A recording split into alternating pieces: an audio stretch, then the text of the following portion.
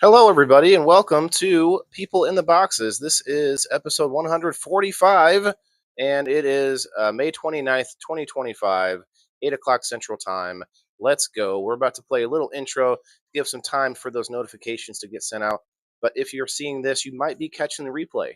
Let us know what you think in the comments below and tell us what you think about friendship as tonight's topic. It's going to get deep. So we'll be right back in about 4 minutes and 20 seconds. And if you could hit that like button, share it out, tag some friends. We'll have a door prize a little bit later for everybody. Let's go. Let's talk about it.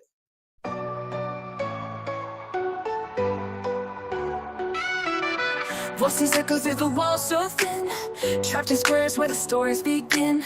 Whispers rise from the shadows deep, secrets these boxes swear to keep. People in the boxes, souls on display, talking through the silence, night into day. Bound by lines, yet the truth breaks free. People in the boxes calling to me.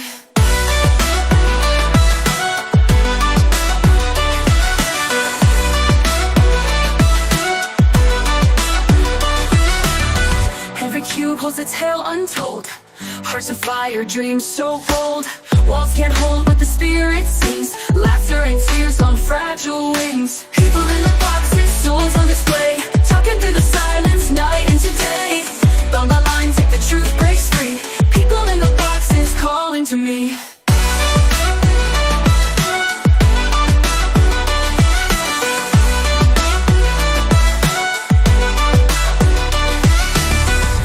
Cages or a stage to stand, a prison built by a human hand.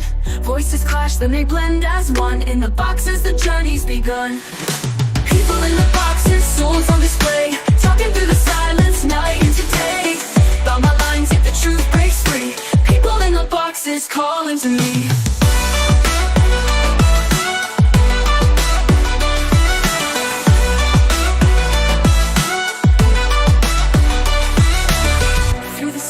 I hear their sound, lost in seeking yet profound. People in the boxes near and far, shining out like a guiding star.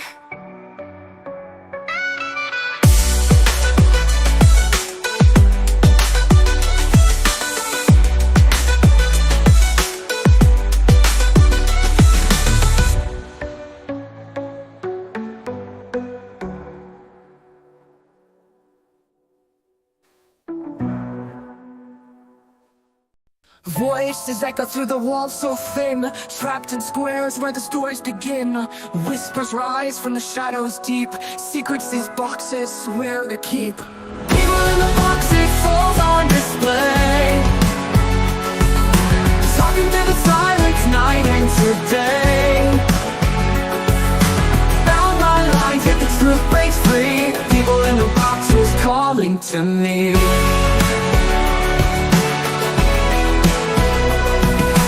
Every cube holds a tale untold, hearts of fire, dreams so bold.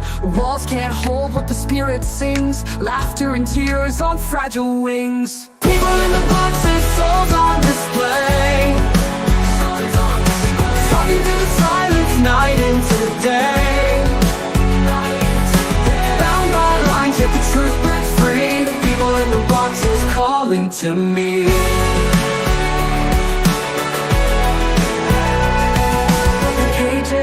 Or a stage to stand, a prison built by a human hand. Voices clash, then they blend as one. In the boxes, the journey's begun. People in the boxes, souls on display, talking to the silence, night into day. Bound by lines, yet the truth breaks free. People in the boxes calling to me.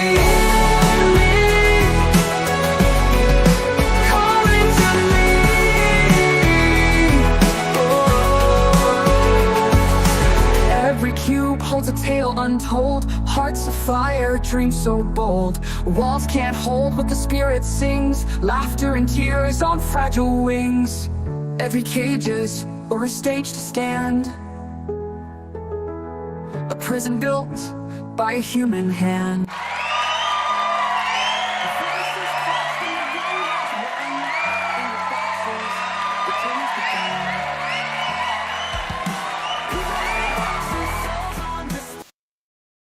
All right. Hello, everybody. We're back. It's People in the Boxes, episode 145. Today, we are going to talk all about friendship. And of course, we have our friend Kim with us. Oh, she's coming back. And we also will have open invite to anybody else out there that wants to come up on the screen. We can give you the link anytime. And hopefully, you will hit that like button and comment below, and you'll get in on the door prize a little later on. What's up, everybody on the Rumble? I see you all coming in. Strong showing tonight on Rumble. And I do want to make an apology to Facebookers.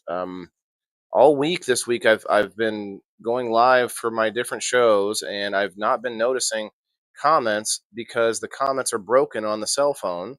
You cannot see them through the app. I could only see them on my computer in the live stream on the computer. So I'm going to go over there to monitor that because it's very annoying that I was like frustrated about it, and then I realized people were commenting.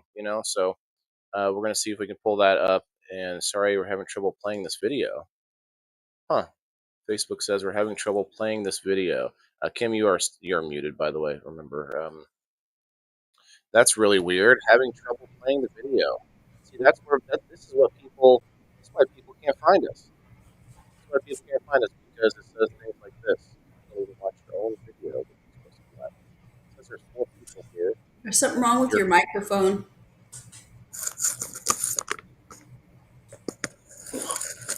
What do you mean? No, when you were talking, it was like.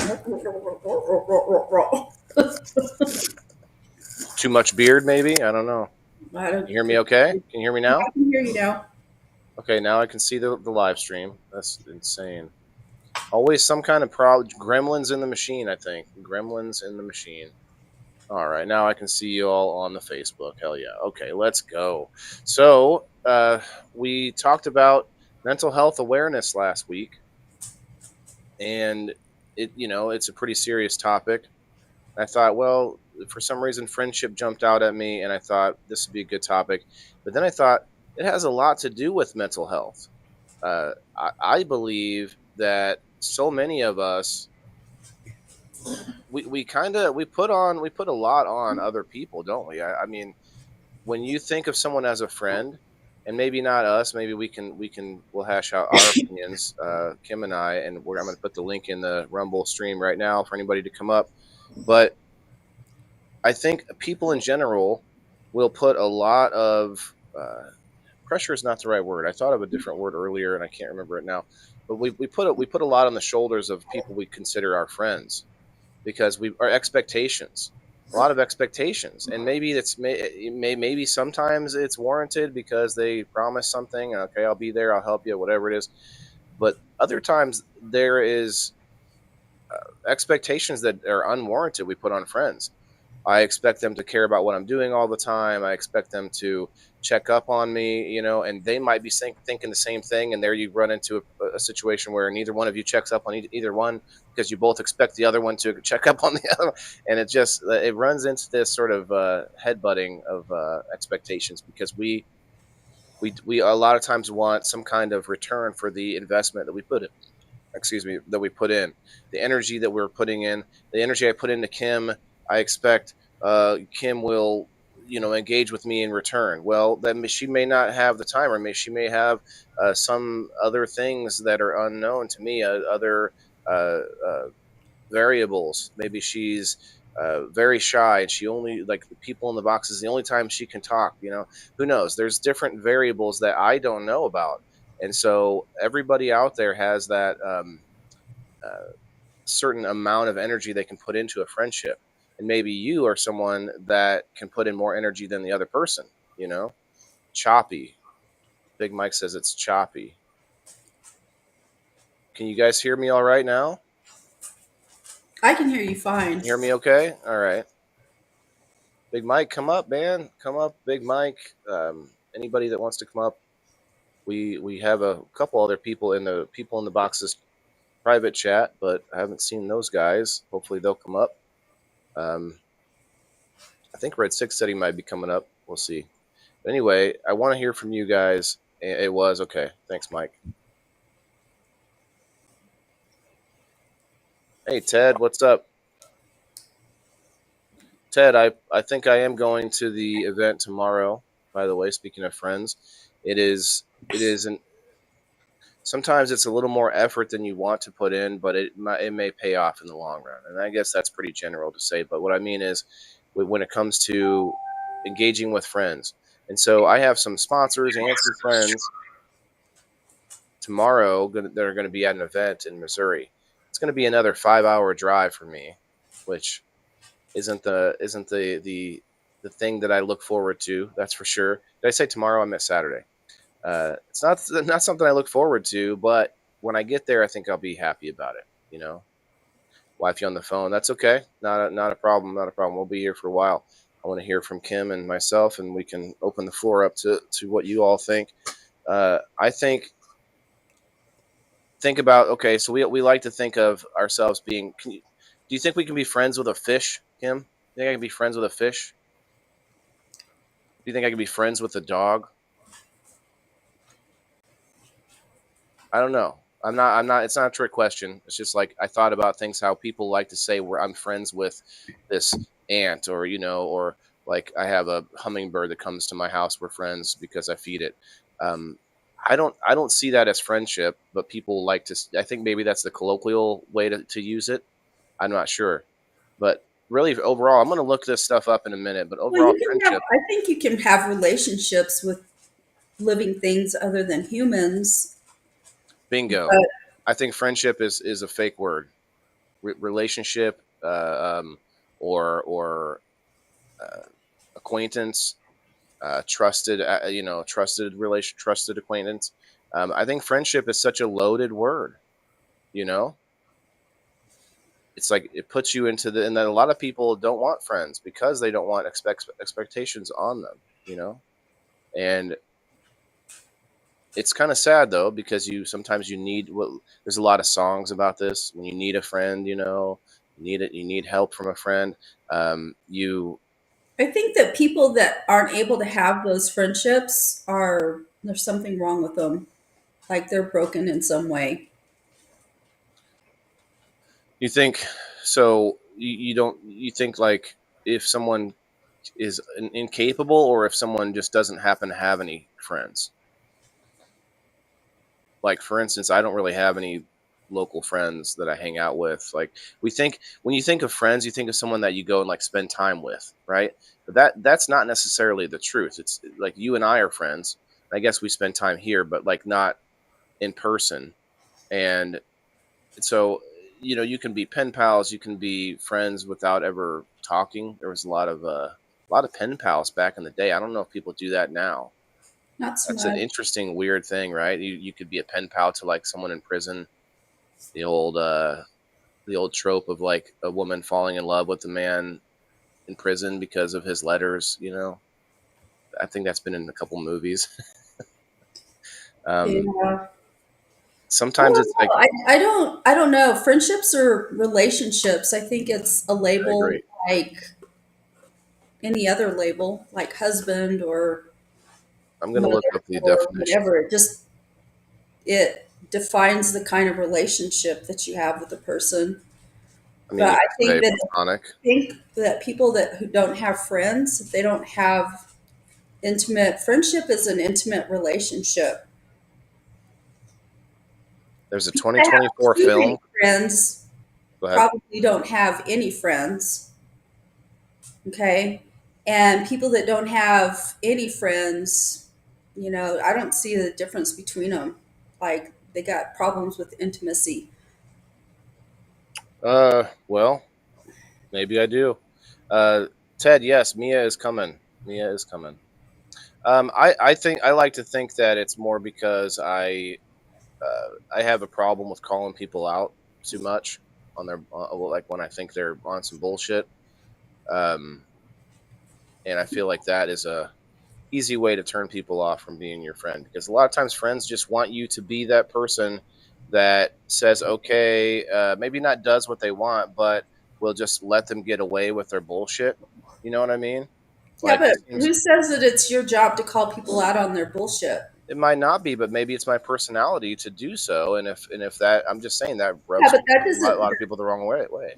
Well, a lot of the times that doesn't give you rights to call people out on their shit. Rights. I mean, I Yeah. have the right to free speech, so I can do it, but that doesn't mean that they're going to be my friend Your after right I to do it, free, right? here's the thing. Your rights that are given to you by the government are to protect you from the government. They don't They're extend into your personal they're life. inalienable rights from God. They're not given to us by the government. They They are they given to are you by the government, controlled. and the right to exercise those rights is given to you by the government before the government. You have to be Mhm. judicious with the way that you exercise your rights. It's just like I have the right to bear arms. Yeah. But does that mean that I'm going to go out there flashing my gun all over the place because by God I got the right to bear arms and I'm fucking shove my That's right to consequences. bear arms down your throat? No. Yeah, I mean, you might You legally be right, but exercise you're going to say, everything.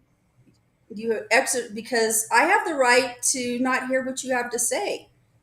yeah, you can walk away or turn the channel or not listen. Like that's Well, everyone yeah, has that right. and that's what people obviously are doing with you if you're speaking I your already opinion. said that, Kim. I said that's why for people don't want to be friends a lot of times if they know they're not going to get away with just being kind of fake and this and that a lot of times. So that's what I'm trying to say. Like Well, what kind of but to friends your are point you? about rights though, that doesn't make sense because everything in the Bill of Rights is something that you would also have if you were alone on a Because desert you're island. applying the Bill of No, Rights carte blanche, and it's not carte blanche. The Bill of Rights was given to talking you about before the one, just one. government. The Bill of Rights was given to you for the government, to protect you from the government, not from other people. Well, both can be right. No, the Bill of Rights is a law Uh that huh. protects you from the government. It's not carte blanche to everything.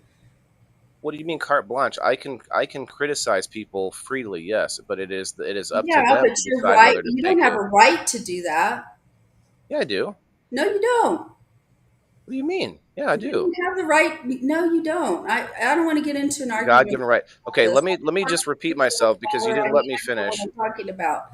But Okay, but can I so, say that too? Then do you have I a know what I'm master's talking about. degree? Do you have a master's degree in That is an government? argument from authority, not an actual argument.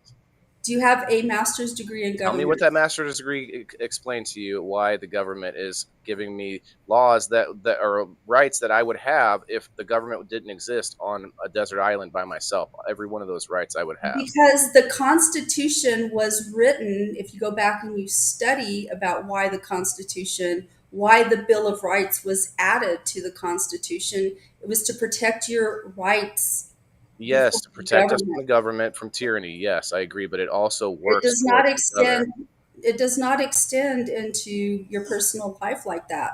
You're not going to get it's just like people have been sued in court, these companies, these like cake makers have been sued in court because they exercise their right to not make cakes for gay and lesbian couples, and they lost.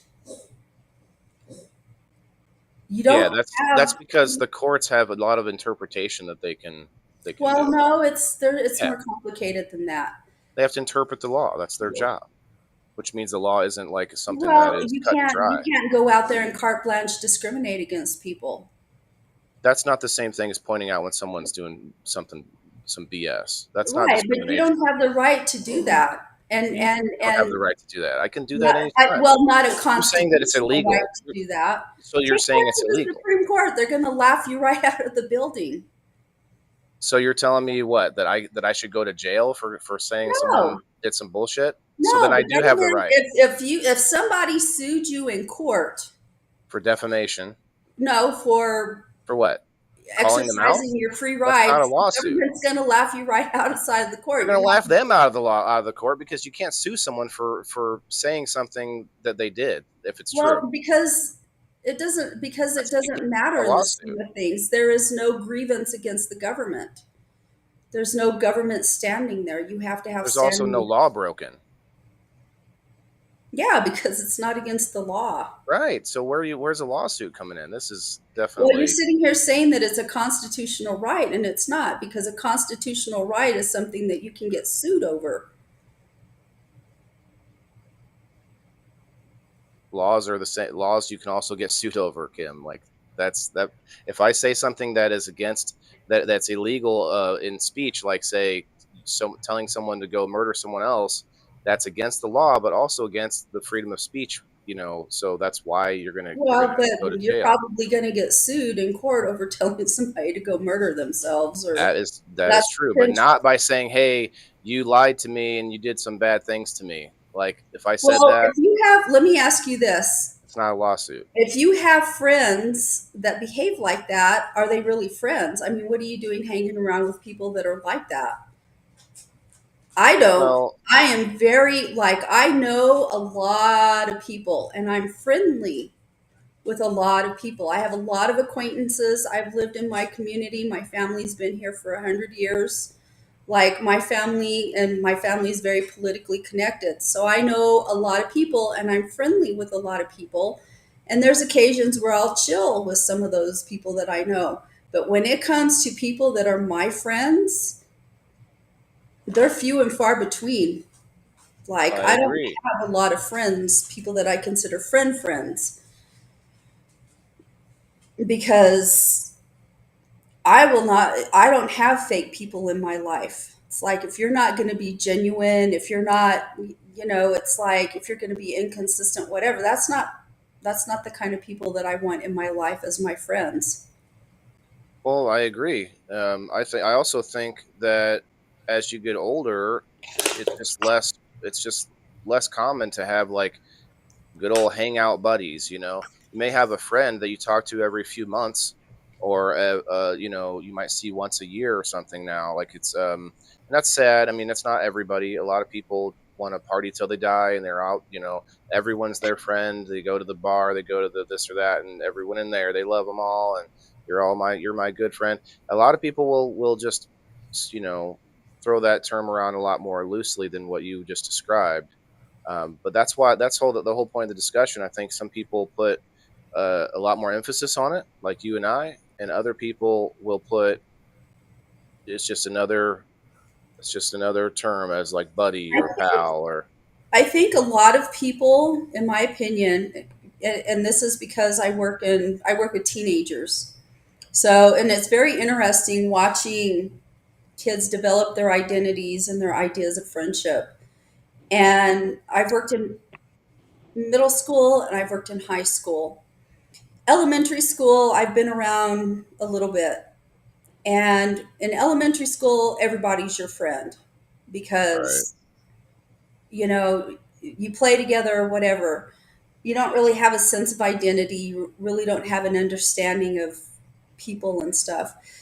When you get to middle school, kids start developing those identities. They start, I don't know, friendships really become really important. Middle schoolers are very, very social. More clicks in middle school. Yeah, it can be really cliquish, but that's where they really start developing Sorry. an understanding of what friendship is, and they start separating themselves out and kind of defining, I don't know, The that whole hierarchy, the pecking order. well, it's not even necessarily pecking order, but it's where they start defining what their likes and interests are and how they want to mold their personality. It's the very beginning stages of it. And it's really interesting watching these middle schoolers because, like, especially girls are the worst because they'll have this core group of friends, and then all of a sudden, one of them gets pissed off at one of them, and then, like, they divide and conquer, and then they've got a whole different friend set and stuff like that. And by the time you get to high school, you start realizing, and middle schoolers are like, oh, he's my friend, because they have these really inane ways of developing their friendships, things that don't make sense. It's all Basic. based on how a person looks. It's very superficial friendships. By the time they start getting into high school, probably around sophomore, junior year in high school, there's some brain development that's happened. A big brain development happens 11th grade. And that's when you start seeing kids go, this person is not genuine, they're a liar. They start really filtering out stuff. And in my opinion, a lot of people not mature beyond middle and high school in the way that they view friendships. What But about yet they're allowed to choose their own sex at that age. right? Hey, Mikey, coming in hot. We got Bean Dongo in the house. What's up, Bean? Can you hear us? On a shit Yeah, litter yeah. box, but that's okay. But they can judge good friends. Right. I don't think they're good judges of much of anything at that point. Well, they aren't because they're too young. They don't have life experience. You know, their identity, your identity is not starts developing at the very, very beginning end in when you become a teenager. And your identity, you don't really have a cemented identity, part of your identity, until you're about 30. This Development. may Young adults, yes. this I may agree with surprise you guys, but I was pretty awkward at that age. You're pretty what? I was pretty awkward in middle school, in grade school. I know that's probably kind of surprising. Nobody laughed. All right, well, Mikey got it. All right, Mike. Well, you're always awkward anyway, Some people Waylon. call me awkward today, but hey, I'll take I it. kind of want to touch back where, you was talking about a while ago, the pen pal stuff. Yeah, I You know, saw back your comment. Go ahead. when I was in school, they didn't make us, but they asked us in English classes. It's like, hey, as the school, we would write letters to soldiers overseas that was fighting in Iraq, and the school would actually put them all in envelopes. Of course, they'd mail them out to us and everything, or for us from the school. Then they'd come back and they'd just start handing out letters. And it was cool because, during English class, we got to read our letters that we wrote to somebody, some soldier that probably didn't get a Go letter. back. Right. Yeah, it was pretty cool. I don't know so much about the girls growing up, but for the boys, as far as I observed growing up, the boys got pretty much paired off into the friend group as into the groups as the more energy, the outgoing, more boisterous boys. Those are the ones that would click together, and then the more reserved, the ones that couldn't really reach out, and make friends. Those are the ones that clicked up into their group, and the in between. You know what I mean? I would say then you have the ranges in between, and you almost get forced into your friend group. You don't get you almost don't get to pick. You it's based on proximity and then based on your mannerisms. You know what I mean? Personality or based on your something. personality traits. Yeah. I was one of those weirdos that could bounce around between every group, man. The jocks, the stoners, the nerds, everybody, the fucking kids that were in the plays. What do you call the drama club? I should have done that. I should have been an actor. No, I'm okay with that. I've been fucked in the ass by Jeffrey Epstein or fucking what's the other guy? Harvey Weinstein by now. But anyway, so the what you said makes a lot of sense, being that you have those natural forming cliques. But is that, I mean, in high school, it kind of, you have this disruption of those because kids become attractive that maybe weren't, and also a lot of puberty happening, and so you have this sort of, you have the clique still, the one I've been with you since middle school, and then you suddenly are cool, and then you have to break away, and you're in a new clique. Also, a lot of times going into high schools, you have multiple middle schools merging together, so you have that dynamic for almost the first time. Now you have to see the cool kids from the other high school competing with the cool kids from this middle school. And it also depends a lot on too, though, the size of your school. Because see, when I went to school, my school was small enough that elementary building, all of middle school went to one building, and all of high school was in another building. We didn't have where they was consolidating schools till the 90s. Did they start doing that in the 90s? I was already out of school by then. Growing up, we didn't have that ALE or where you get in trouble and they send you to a different school. That we didn't have none of that shit. You went to the principal's office, you sat in there with his ass all day, or you went home and sat at home with your parents. That's a we had weird over click. 1,000. Go ahead. Yeah, we had over 1,000 freshmen in my high school every year. Wow. It's a big high school. How big is your school, Kim? Well, I'm at the middle school now, so I don't know. We've got right at 1,000 total population. I'm not exactly Still sure. good sized middle school. Huh? That's still a good sized middle school. But Mikey, you're Well, the talking high about school that. that I worked at was right at 3,000 kids. That's pretty good size. We had one that was And we've got, how many comprehensive high schools do we have? We've got 4 comprehensive high schools, and then we've got the early college high school, and then we've got an alternative kind of a placement thing. yes, that's the word. That's the word. That just like what Mikey was talking about. This like they take the sort of troublemaker kids to lack of a better term. Sorry if you were one. They don't really, And they let them go to college. They We they don't had this really- course at college. Go ahead. we don't really have the troublemaker kids anymore. Well, But they should We come don't off to have different. those kids. they're usually high schoolers, Kim. Like that's usually in the high school, I would think, not the middle Kids school. are different now. It is a different stock of kids.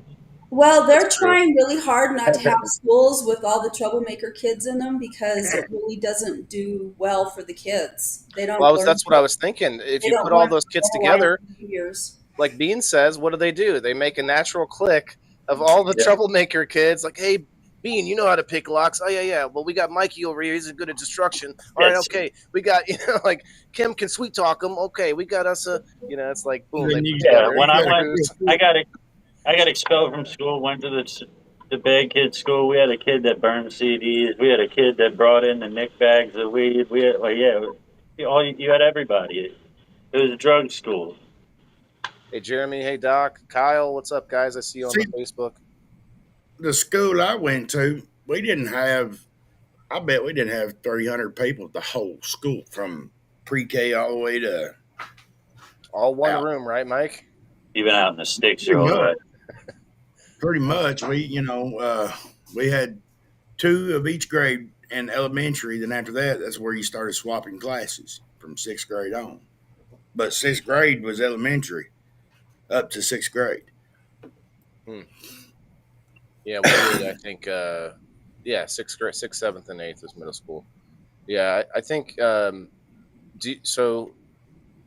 you think that you could be? Had you ever have a friendship with a teacher? Yeah. Have any friends, Kim, as kids? Like, I don't think it's appropriate.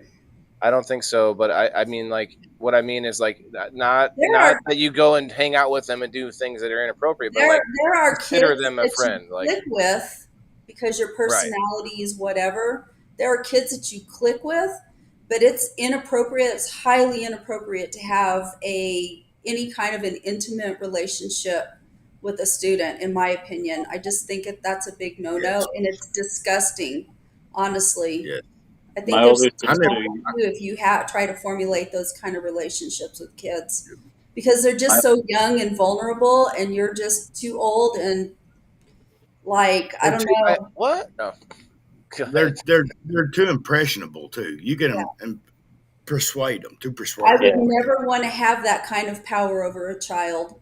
Yeah, that's ever. dangerous. That's dangerous. And I don't even like my personal opinions about a lot of stuff, like politics and stuff. I don't discuss that with kids But- because All I right, don't yeah. wanna, and I don't want to influence anybody into.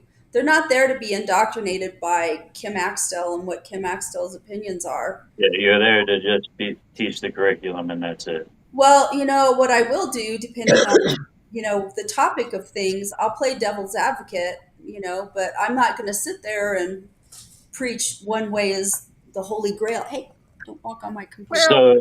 So you would think a situation like this is inappropriate. Like my older sister, when she was in 11th and 12th grade, she was a bad student. She was at risk of failing and dropping out. So the principal of the school took her under his wing, and the principal's daughter also went to the school. So he would invite her over for dinner and stuff like that. She wasn't friends with his daughter, but like he would invite her over for dinner and stuff like that. Never That's anything like sexual or anything, but just to like lift her spirits and like so she would. That's a I really don't. hard call because you do have kids. Like I had, I'm a special ed teacher. So in addition to being a teacher that has to prepare a curriculum and teach it and all of that, I also case manage. And it's a more intimate relationship with the kids and the families of those kids when you do that because Yeah, you know all kinds of stuff. Like a lot of the times I'm mom away from mom. And even with my students, I'm mom away from mom because I listen to kids. That's just how I am. I listen because I'm not there just to teach. I want to be there for kids. I want them to have happy, you healthy want to. lives. Well, and there's and nowadays it's not uncommon for a kid to be in school without a parent, without a mother, without a father, Well, you without just both. have so much I think. shit out there in And it, society that's happening right now. You have parents that are not parenting their kids. They're trying to Right. be their friends or, all kinds of shit. And these kids are not being parented and they're not old enough. People, especially when kids get to high school, it floors me because that's when, in many ways, they're more vulnerable than at any other age they've ever been because they're practicing stuff, and it could be drugs, it could be alcohol, it could be sex, it could be violence. It's relationships that they get into with girls that are abusive or boys that are abusive. There's all kinds of shit. And a lot of the times, those kids are not talking to their parents. They don't talk, they don't have any adult in their life. And so I listen. They come to me, they tell me their stories, and I listen. Um, And I some of have the times, kid, huh? I'm sorry. Go ahead. I'm sorry. I didn't mean to I cut you off.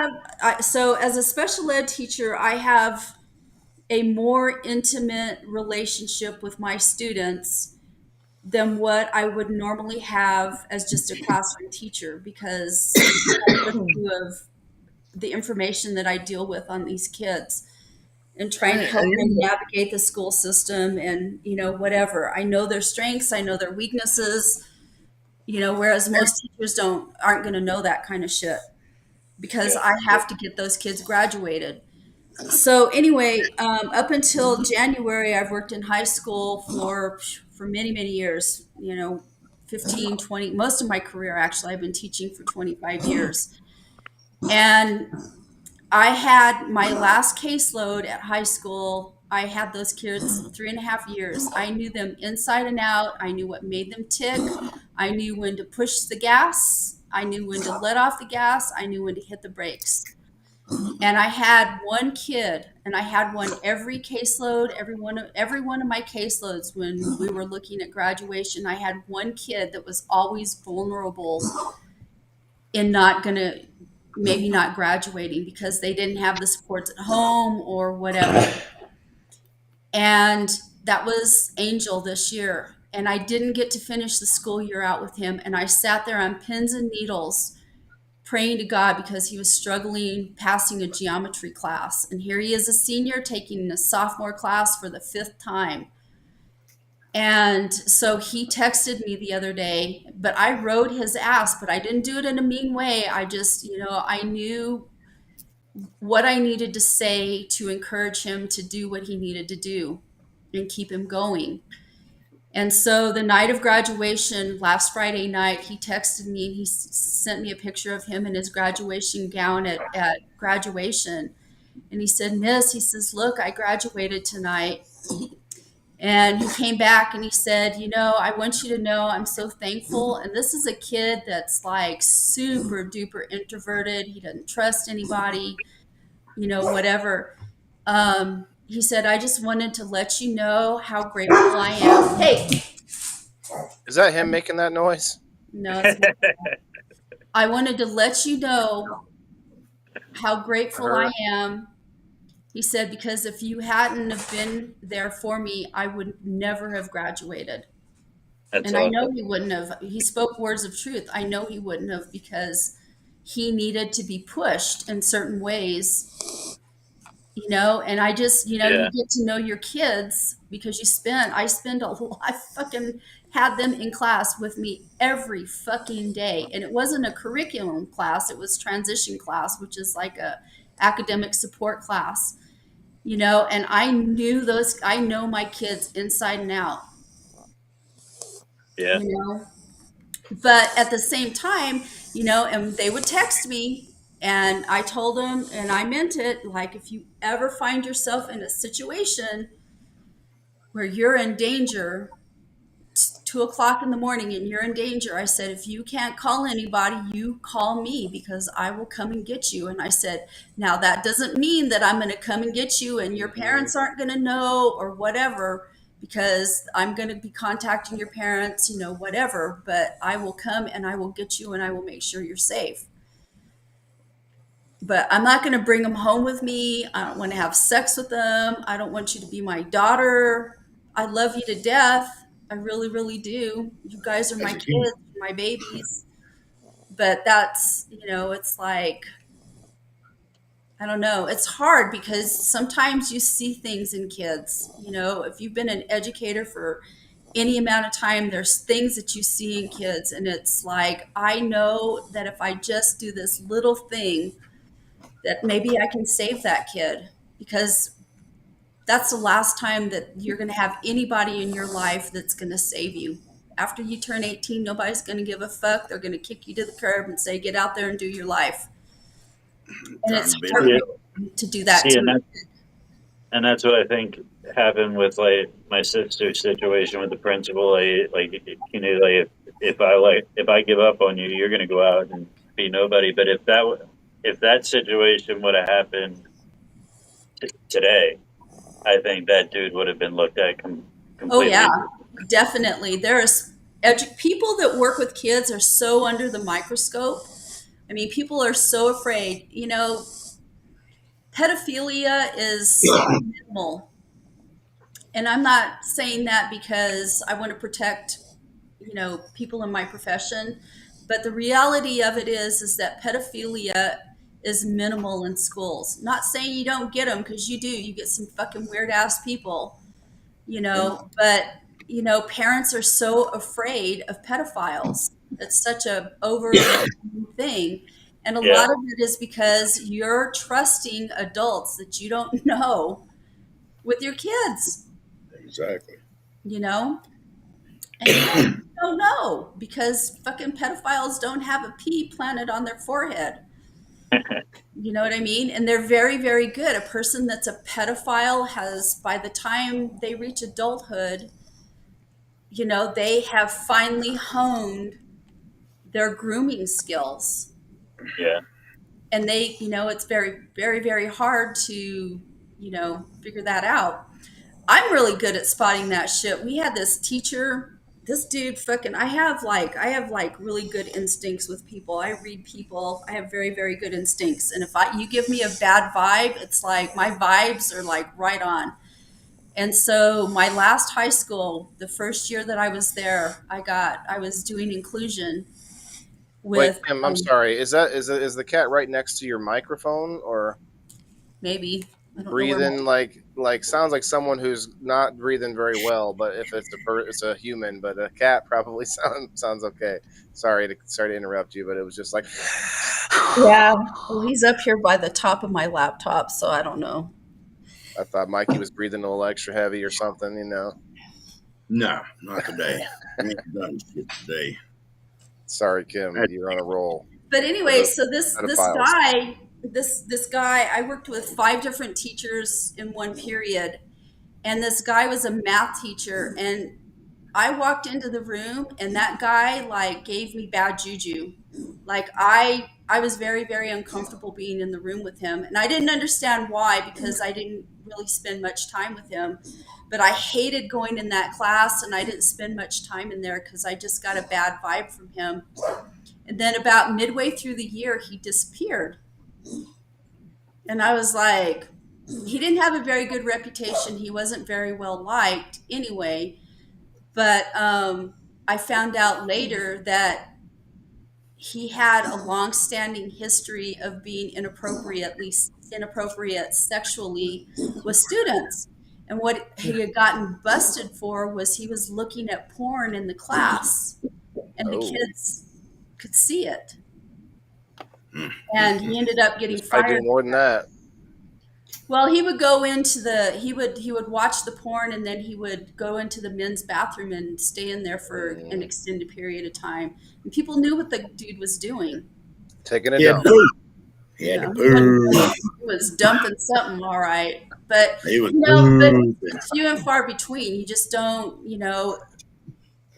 not that Yeah. it doesn't happen, but Well, I mean, the stories stick out pretty hardcore when they get caught. Like, I had a high school coach that I guess got with one of the students, but she's probably like 17, which it's not illegal, but it's a far cry from like, I don't know, more disgusting scenarios, right? But let's. I don't know. It's just not appropriate. Those just are not appropriate relationships. And I think some states have like a consent of like 16, and then if we look around the world, not like, in the oh my teaching God, you just get education. It's disgusted, part of our code of ethics. Like it's right? part of our code of ethics. Teachers, you cannot have inappropriate relationships. with Really, any like positions of authority over children, like I would say, like first responders, maybe. I can tell you Anybody about that's like that that because I've authority. never worked in that field, so I don't know. But I know Well, that the teacher I'm sure code of it's ethics, it's like a thing, and you can be fired for it. It's like yeah. Well, I you mean, have to be very, very careful. it is weird though how that has morphed and changed over the years, and how it's different in other countries. Like, I think our life expectancy increasing has extended the age of quote adulthood to 18. I think eventually, if we actually get on the right track and we live into like 150, it'll be like 30 or more. Like it'll be like adult. You won't be adult until you're like 40. Like there'll be some insane like increase where it just keeps going up. Because remember, it used to be what, 13 when back in the days when our life expectancy was like 40 was like how old we would live. So Yeah, but back you're in muted. that time, at 13, is going out getting a full time job at a restaurant or somewhere, car hopping so you can help Right. baby. Or like working in a shoe shop at 17 or 7 years old. I couldn't hear what you said. You must be muted. You're There were weird. countries at 13. What? People were ruling countries at 13. Right. Yeah. Okay. Well, yeah, that's a different story. Like you could be born into the Yeah, but like baby and you might be ruling countries at 13, but you're not doing it by yourself. If you're 13 years old and you're a king, then you've got a body of people advising you to. that Nobles were for. I'm not sure why that makes me think of it, but friendships in the workplace. Like for me, like as going through my young adult and up to now, really, where anywhere I worked at, I'd have a friend or two there, and you'd end up making a friend there, and almost because of proximity, like being said, and it's like, well, maybe this guy and this guy are the only two guys that can ever go do anything, and maybe we go out for a drink or something, and okay, now we're friends all of a sudden, and we can whatever. But then you end up moving on to a different company, and you really aren't friends anymore with that person. It's like a Do you weird. take them with you or don't you? Yeah, like sometimes you do, I guess. Like maybe once in a while, you might, but not always. I'm very weird because in Yeah. the sense that I very seldom make friends with the people that I work with. Does anyone try to like invite you out to whatever bingo night or crochet weekend or I whatever? have people that do that, but I generally I don't do that, and I've always kind of been that way. The only time that I wasn't was when I was in the military. But Okay, you had to make friends there, right? yeah, it's a totally different environment in the military. But That's I true. don't know. I just have never been friends with, had too many friends that I worked with like that. Well, And I don't know. There's a lot of things. I don't know. It's weird. how long were you in the military? 5 years. Do you still talk to anybody from then? No. Yeah, I guess. But me I used to neither. go partying with them. We used to hang out. It's kind of hard when you're in the military because, people with PCS and be gone somewhere, and then you'd lose your friend and then you'd have to make new ones. So, and I was in the military. I got out I was 25, I think, when I got out. So I was still young.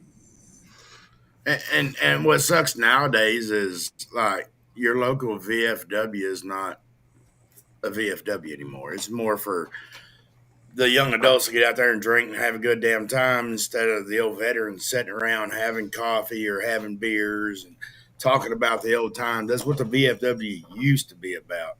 Yeah. Well, so many people have PTSD now that I don't know. It's like it's a whole different vibe now, I think, with veterans. I mean, I just was think on a. back in the day, they had PTSD too, but they was just undocumented. You know what I'm saying? Or undiagnosed, treated, or whatever. Yeah. What do you think about this, Mikey? This guy I was on a podcast with Monday with Dr. Heath. Shouts out to at Therapy Bites on X. We had like several veterans on talking about different things, and one guy brought up.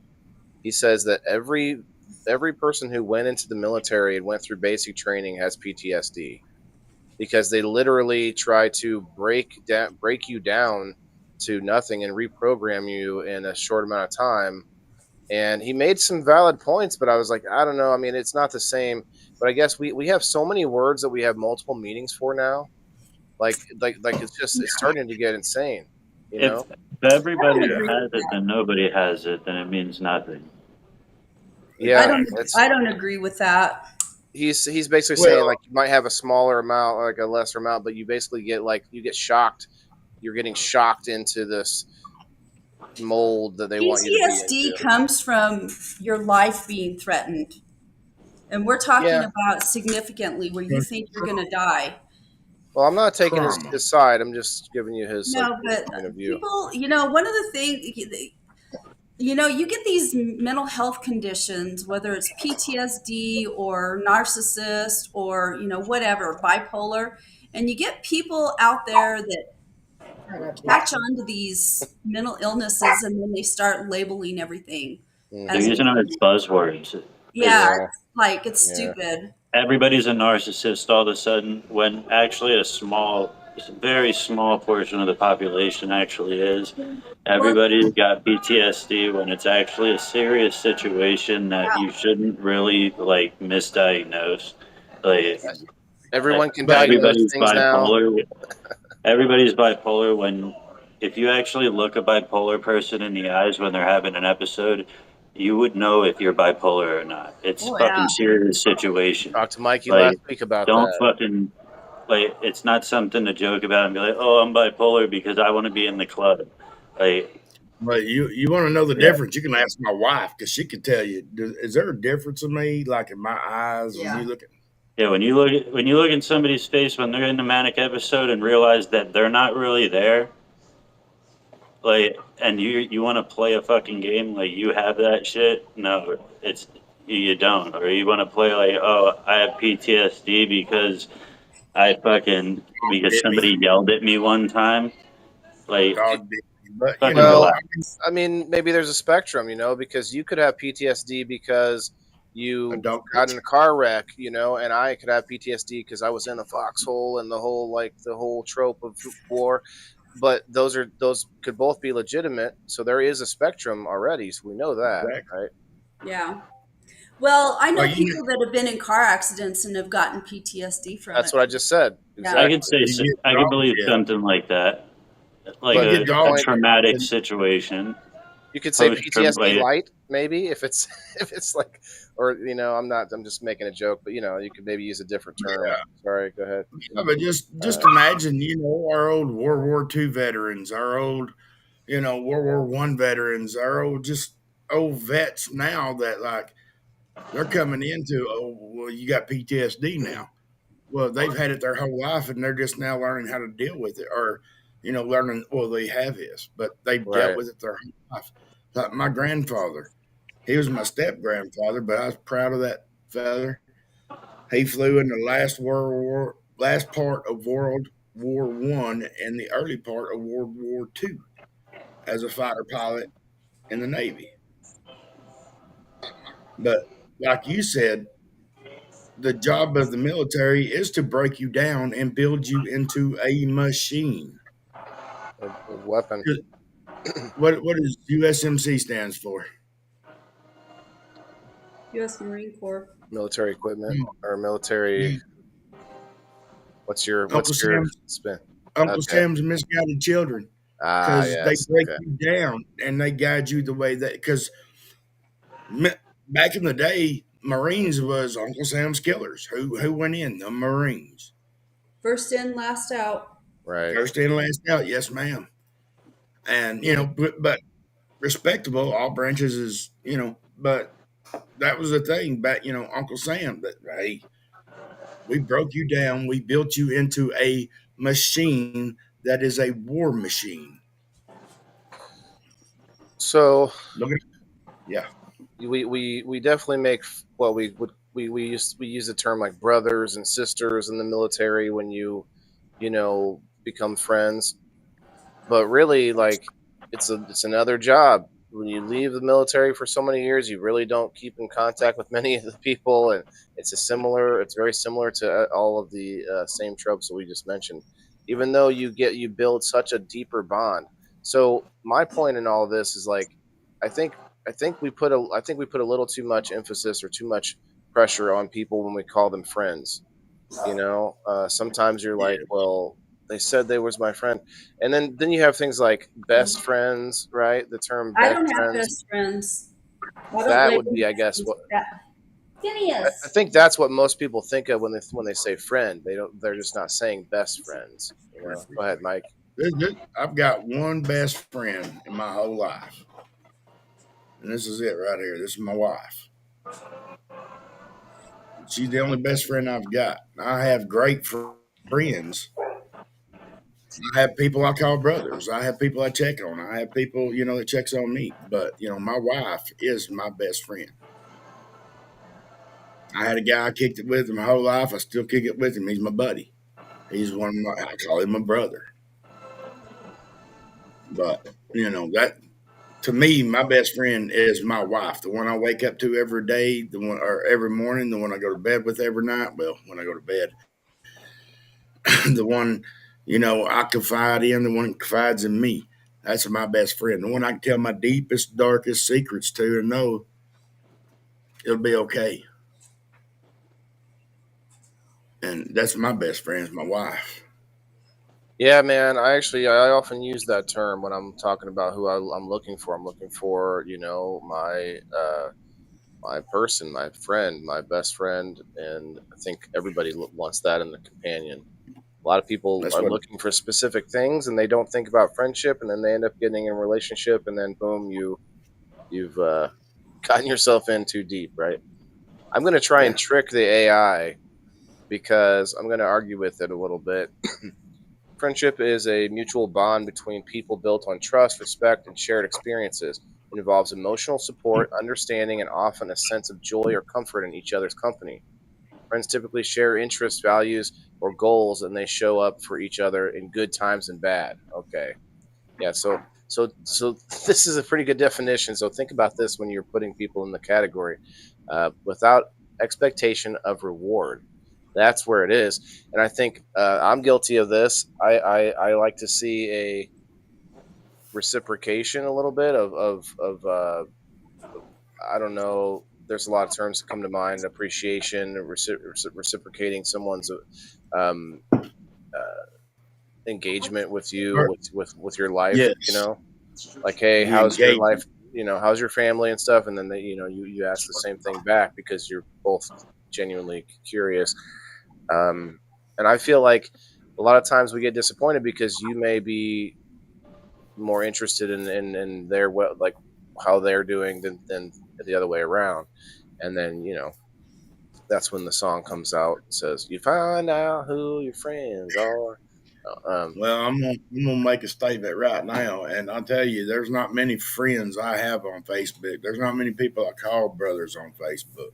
Yeah, man, This it's the internet. You can't really. Everybody's, this one next to me though, this one next to me, Beans. I'll tell you right now, there ain't a time I can't text that sucker if he ain't online, or if he's close, he can answer his phone. Hell, I was having a problem with my wife one time, and it was me and him just talk. I can get on fucking Facebook and call him, or I can get on a live with him and not go live, and just hatch it out. Talk shit through. Bean's one of them I could do that with. Well, that makes one of us. Love you, brother. Bean. You too, brother. You know that. You've just called him out now, Bean. So your messenger does work. No, I'm kidding. Come on. Not often. Not often. Now, if it's serious and it keeps going off, he'll check it out. But, Oh, touche. You gotta, you just put your finger on the button. Okay, so this keeps going on and on. Philosophically, Aristotle saw friendship as a virtue, especially to a good life. That's true. Like if you're leading a good life, a lot of people want to be your friend. That's probably the truth. Dividing it into 3 types: utility based on mutual benefit. Okay, there it is. That's what I thought. Be friendship because you both are mutually beneficial to each other. Pleasure based on enjoyment. Okay, friends with benefits, if you will. And virtue based on shared moral growth. So I have a lot of friends on X with these sort of shared values. We talk about different things on Spaces and stuff. Modern psychology emphasizes its role in mental health. So friendships and mental health. That's true. Like you find yourself in a place with no friends and surrounded by people, but still with no friends. It kind of can play a lot of tricks on you. Where was it? Let's see, some mental health, reducing stress, and fostering belonging. Right, everybody wants to belong. Anthropologically, friendships vary across cultures, but often serve as social glue, reinforcing cooperation and survival. Excuse me.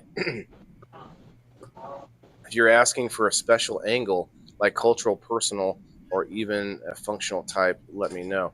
Okay, so here's where I can say, how long do you think friendships should last?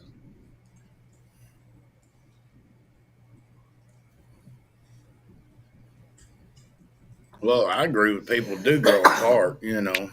Yeah. So, Like people make Go ahead. people make bad decisions, like I did. My buddy that I called my brother that I still hang out with to this day. I went drugs, and he went not drugs. right. So we kind of separated ways, but we was always friends. We was always buddies. I could always go to him if I needed to. And it wasn't. I'd go to him for money. I'd go to him for a rat. Us. Hey, man, I just need a place to hang out and just fucking relax for a little bit. He was there. He was always there. He always will be there. But people do grow apart. Like I did. I took a left and he took a right. He went about money and I went about dope. Yeah, people aren't the same people as time goes on. Like in 10 years, you're not going to be the same person. Uh, my my brother had a friendship for most of his life, almost like 30 some years, and then they had a falling out, and he took it pretty hard. And I had to tell him being friends for 30 some years. That's a successful friendship. Y'all had a good run. Yeah. Just take the memories and go do something else. That was a good friendship. Do you have any childhood friends that you maybe wouldn't call a friend because you don't never talk to them, but someone that you could still call if you wanted to, like every few years, and say, "Oh, hey, man, how you been?" Like I have one guy like that from my childhood where I could actually be like, "Hey, how's things going?" Like I don't consider us like good friends, but we used to be.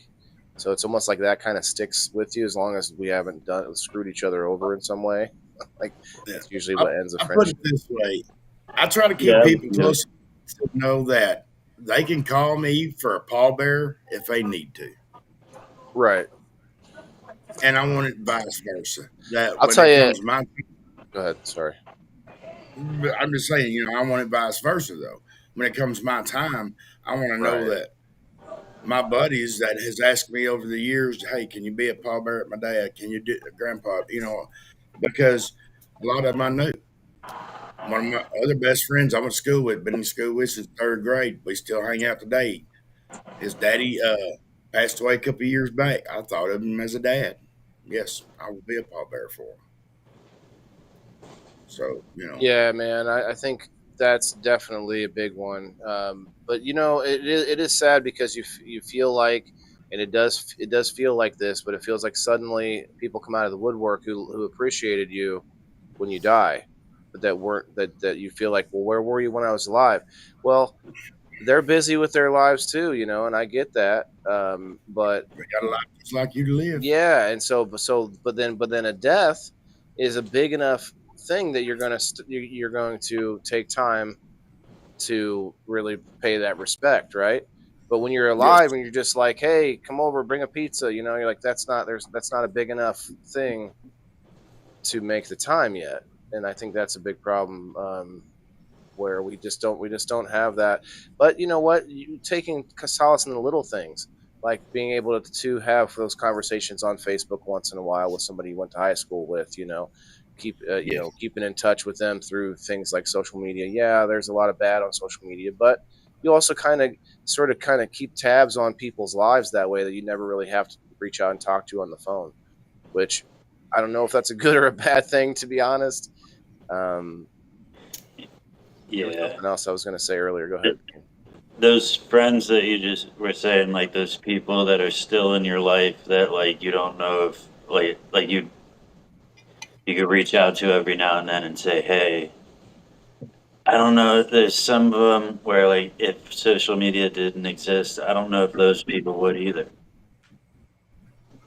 You know what I mean? Right. True, too. Most of them, I don't know if those would either. Like most of those people would exist either. How would we have ever met if it wasn't for this? Not that we think about wouldn't that. have met. We might have met. I just don't know if I would still. They would still be in calling distance or within reach to reach out and say, "Hey." Yeah, It's I get only that, like too. the fact that we have social media and we're still friends on here that make it so easy to be able to be like, "Oh, hey, there you are. You have the It's funny baby. how Cool." right. Facebook is, I think, the only platform still that has the term friends, your friends, and all the rest of them it's all followers now. Yeah. Anywhere else you go, it's a follower. I might be wrong about that, but for the most part, which is interesting. They decided, these other sites saw what Facebook did, and then now Facebook has retroactively tried to erase friends by giving almost anyone the ability to be professional mode, get followers, and they actually made it. It's kind of a dumb thing where they made it possible to get up to 5,000 followers just by adding friends, which is just I don't think it's a safe thing to do, to add random people to 5,000. I did a little bit of that back in the day, but I quit. I stopped that quickly because I started going, oh, this person has 200 mutual friends. They got to be legit. Well, I look at him. I'm like, this is clearly a fake account. What is going on? Okay. So I'm like, okay, I can't go by that anymore. I'm not just adding people for mutual friends. Man, there was something I had that was good earlier. I lost it, but that's okay. I think it's a good conversation though, man. Do you think, oh, friendship? That sounds kind of, boring. To lack of or to not use such an offensive term.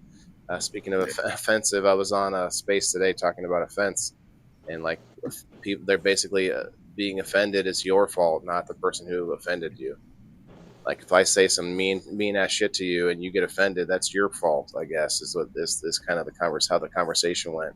Interesting, because it kind of friendship kind of connects to that in a way, because what I brought up was like, that we all have that person where they're just an asshole all the time, and what do people say all the time? They say, "Oh, that's just how he is. That's just how they Sweet. are." They get a pass, and you get this like normalcy bias because that's so normal, right?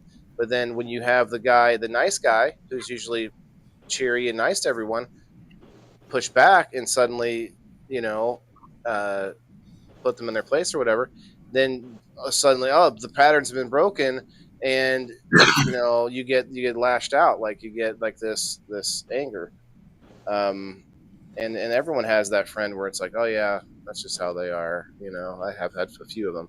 I brought that up when I was younger. I was like, well, how come they get that's just how they are pass, and I don't get to do whatever it is. The same Yeah. thing, yeah. Queen Manic 420, cheers. I'll cheers with you. And then on YouTube, I'll cheers with you guys too. Yeah, we're at the. I mean, I past the guess it hour. depends on the offense.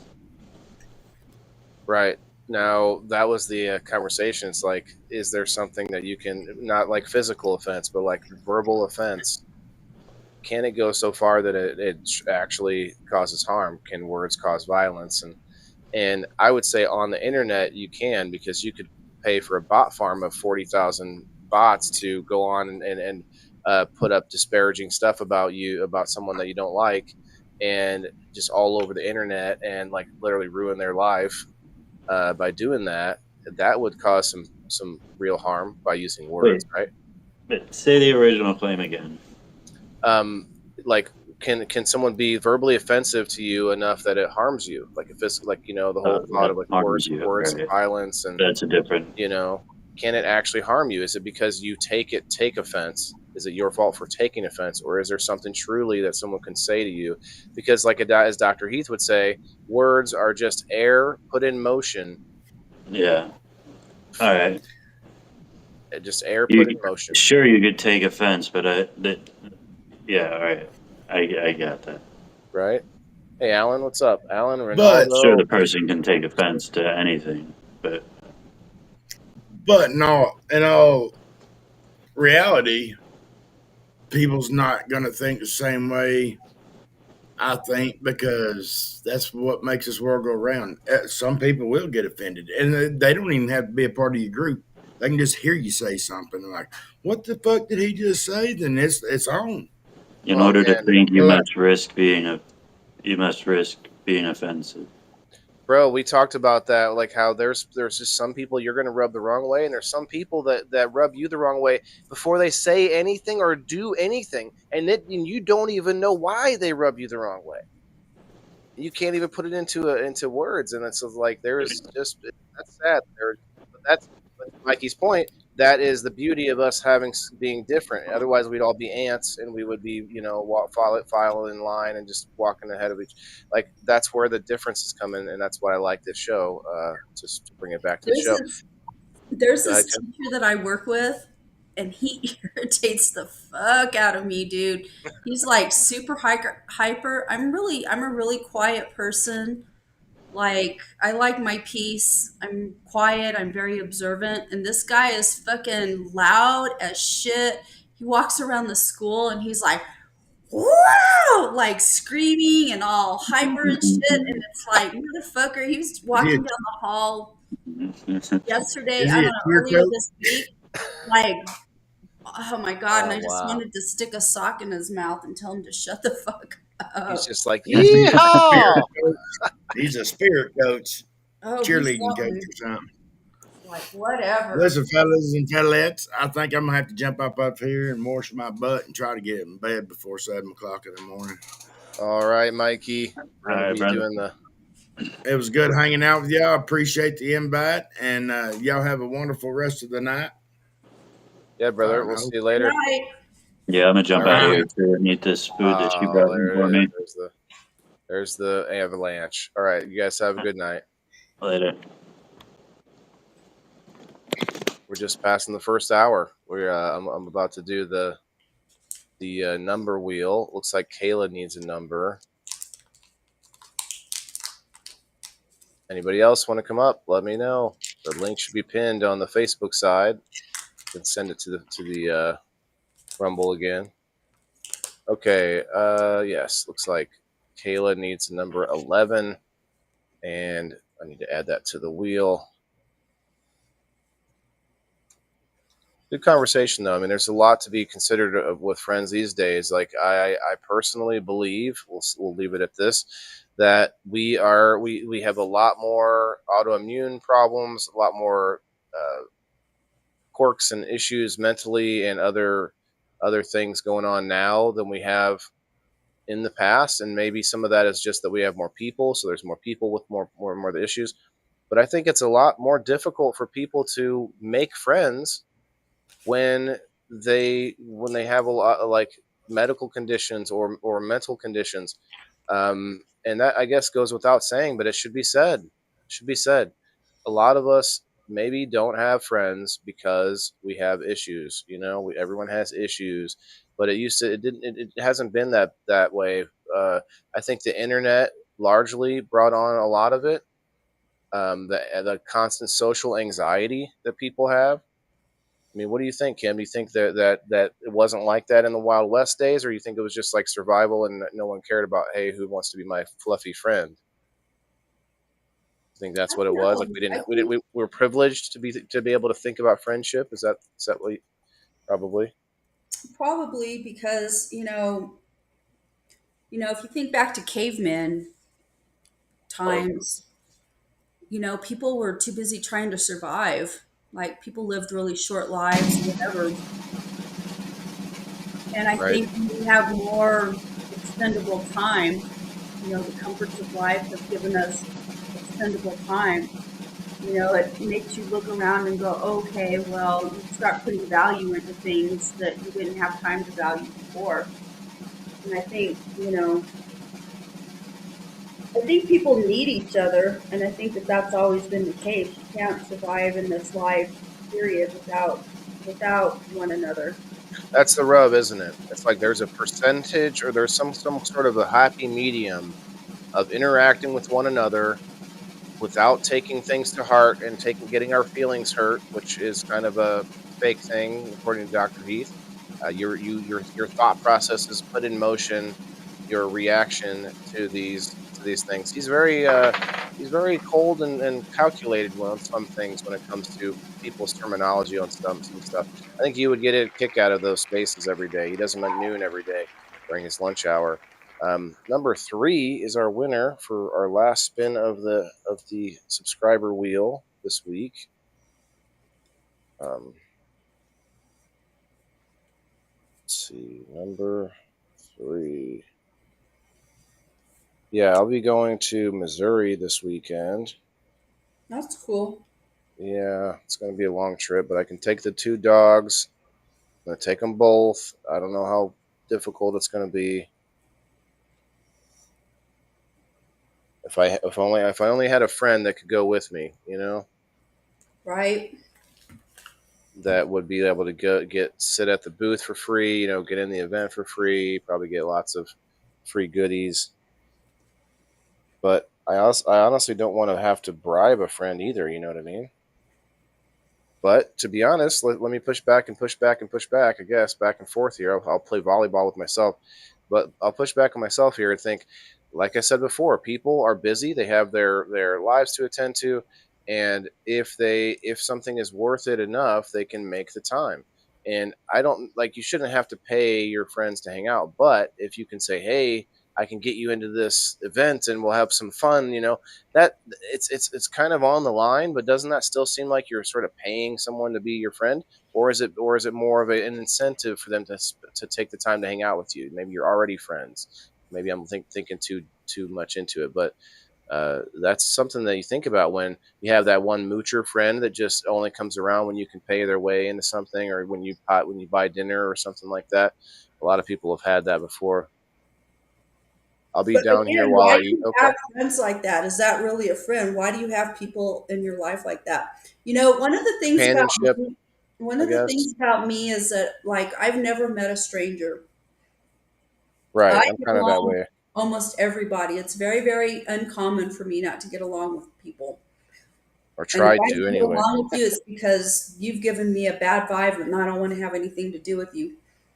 But one of the things that I've realized is that I can still be kind to people, I can still talk to people, but I don't have to give them access to me and I don't have to bring them into my life in any significant way. And that's been a big revelation for me because, especially like trying to date, because I didn't really like, I don't have like a set person in mind. Like, I didn't, you know, need to You have don't have a somebody type, with the right? same level of education Hmm. that I have, or, have these particular standards like that. Checklist. Yeah, I don't know but but one of the things that I realized is that I Jeff. had just like this broad spectrum of people that I was willing to entertain, and I was systematically going through them, and I realized that I really need to quit giving people access to me that don't deserve access to me. Axel, sorry. Just because I'm friendly with somebody or whatever, it doesn't mean that I need to give them access to me. So I started True. becoming a lot more picky. That's kind of how I've become. I've had people that I don't want to necessarily unfriend them, but I also don't feel like they have my best interest in mind when they interact with me. So it's like, you can go to snooze button for a while. Go into time. What did I think of it? Think of it earlier as the silent treatment for a little while.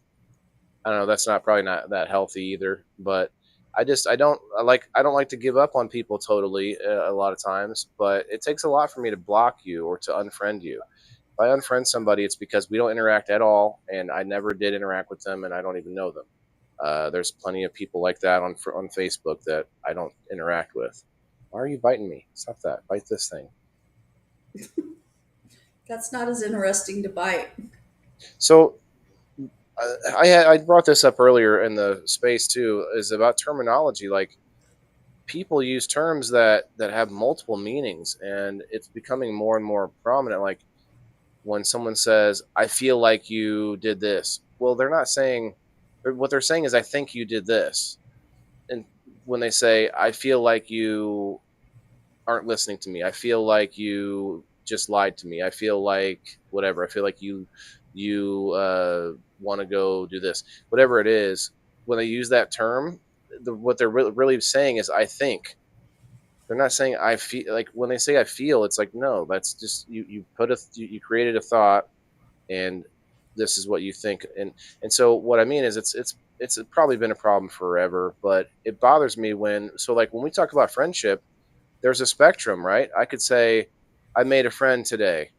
That doesn't mean that we're close friends, but then there's best friends, and and so we use that same term friend for somebody that we've known for 30 years as we would someone that we just met yesterday. And so to me, that muddies the water a little bit on a lot of things, not just friendship, but it makes things confusing, or Well, things that's that because people consider people.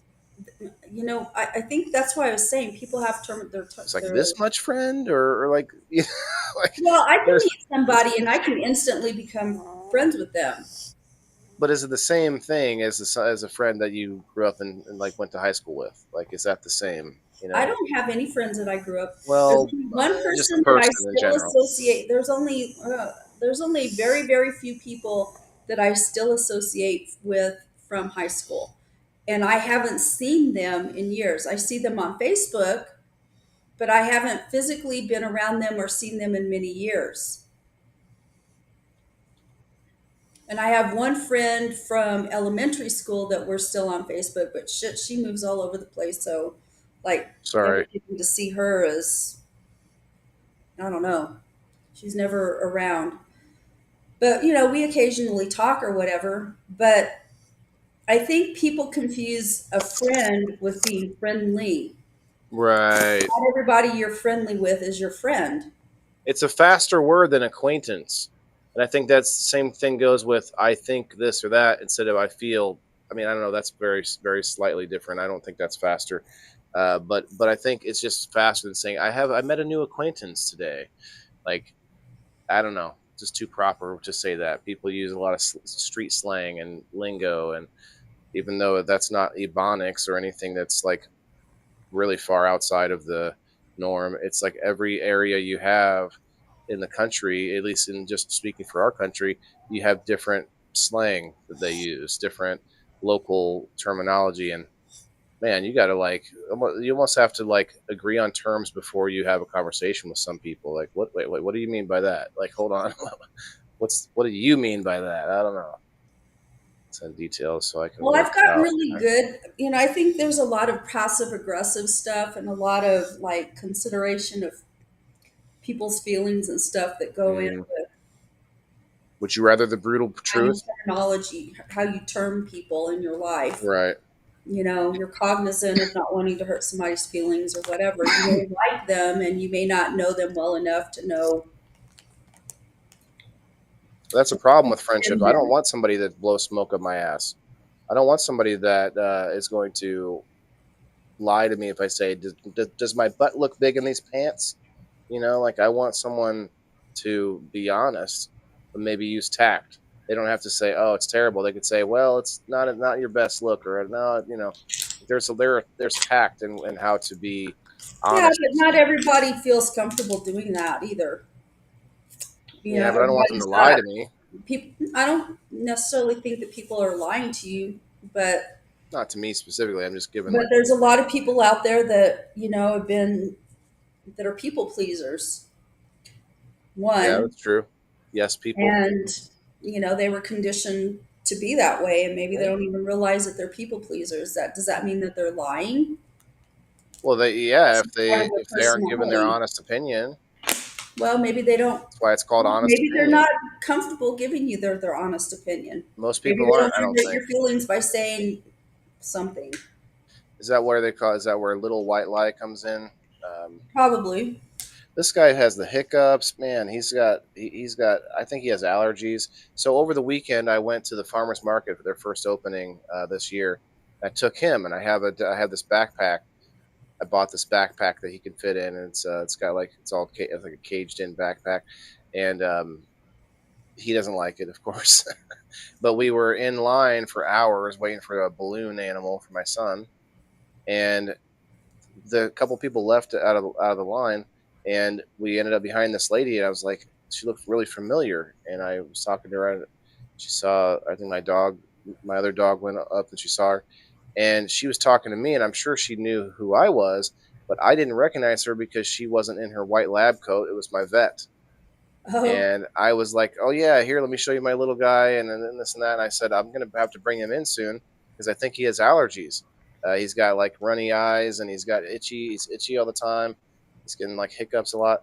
Um, he could be allergic to chicken or something."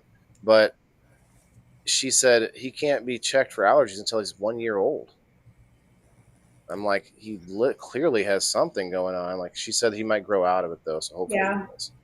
But I think Same kids. yeah. Try giving him colostrum. So my She did say cat, I could try other things too, like Benadryl and stuff like that too. I wouldn't give him Benadryl. I would try colostrum. So I have a cat that has the one that was breathing heavy. He's having an asthma attack today. Wow. Hey, So that wasn't normal. I thought it was just normal and he was too close to the mic. That's all. no. He's got asthma and it's bothering him today. But he's nearly died on me twice. It was really scary. Like I was literally driving 100 miles an hour down this street here in busy Wow. street in Las Cruces, my community, one day trying to get him to the vet because he almost died. But and that happened twice. But anyway, they gave me a prescription for prednisolone. It's a liquid form of Prednisone. Oh, prednisone. I'll say okay. And I hate giving it to him every day because it's just hard on his body. And I was talking to, there's this guy I'm friends with on Facebook, and I can't think of his name right now, but he had posted, because he's got pits, and he had posted on there something about his pits having skin allergies or something like that, and that he gives them colostrum. So I asked him about it, and I've been giving it to my cat ever since then for like the last year and a half, 2 years. And I'm not going to say he's completely cured because obviously, like, he's having a hard time tonight, and I had to give him some prednisone. But like, it's made night and day difference. It's really great for allergies. So I would, in short, I would highly recommend that you get some colostrum, Hmm. and I'll share with you I what I mean, use. But I got it's I very don't. helpful. The back of my legs are fairly smooth. There's no colostrum back there. Um, Huh? sorry, I'm just Colostrum is like a, kidding. I'm kidding. oh, Isn't that cellulose? Yeah, that's it. that's not even colostrum. I know. I was. Never mind. I was kidding. Like I thought it was cellulose, but it wasn't. But I definitely maybe should try it myself since I have allergies. Hey, everybody who's on It works for Facebook, humans make too. sure make sure you hit that like button and leave a comment. I'm about to get everybody on the wheel for the door prize. We are sitting at hour and a half. Lovely. Room for anybody to come up and share as well if you guys are interested. Anyone tell me, do you have a best friend? Comment below. Is it easy for you to fall out with somebody? Or for me, I'm a Scorpio. I can drop you like I never met you. Yep, same with the Sagittarius. Might be kind of sad, but it's just something that I actually I'm quick to make friends with people, but if I feel like it's and when I say drop you like I never met you, like I don't even like go through the trouble of unfriending and blocking and stuff like that unless you're someone who's threatening me, and in which case is a little different. But I just kind of boom, like just don't even see it anymore. That's just not to keep it about social media, but it's really anything like in real life or anything. If I just if we don't see eye to eye and I don't see a reason to keep in contact or something like that. I mean, there's people that I still can contact that I just don't talk to as much. There's that kind of thing too. Okay, I'm gonna refresh one time, make sure everybody got to hit it. I said it, an hour and a half to do it, so here we go. I'm a Sagittarius. We love hard, but Whoa, we don't give a fuck even harder. It's like you don't like it sounded very near to risque. no, like no fucks given. I'm not kidding you. Like when I'm done, when I'm done with somebody, it's like you'll become like one of the millions of grains of sand out in the desert. Yeah, that's basically it, right? Amy, And it's hello. like snapped like that. It's like when I've had it, I've had it. Guys, anybody that wants to come up on People in the Boxes, we do this every week. We always have open spots. Usually, if we're not, we have 5 spots on screen. If somebody needs to, they'll hop down and give you a space. If you want to come up and share, we're always looking for somebody to come up and share their experience on the topic, whatever it might be. I don't know, what should we talk about next week? What do you think, Kim? Anything jump out to God, I mind? don't know. I'm so freaking tired right now. My brain is like fried. We could talk about fried brain, war on drugs. No, could talk about. We We've can talked talk about about burnout.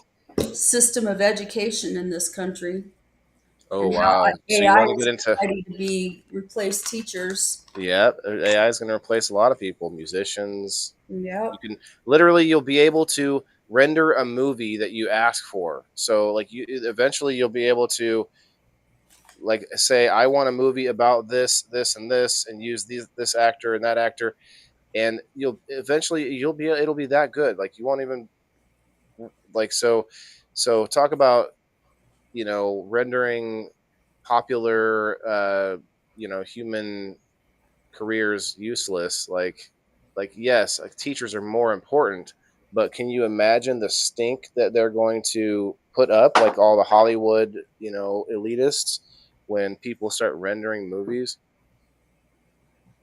Do you Yeah. think AI will? Do you think there'll still be a teacher like there to like sort of monitor all the AIs or something like that? Or I don't know. Honestly, I don't know how that's going to play out. I think in the next 10 to 20 years, AI is going to take over teaching. And I that's don't a know good what that's topic. going to look like. People are already like, I don't know, there's a lot of people homeschooling. I don't know. Yeah, I think I it's like the going to be pods. detrimental to socialization, social skills. I think that would be a great topic for next week. AI teaching, the future of teaching, and of course we could talk about the past of teaching within there. But the future of teaching, I love it.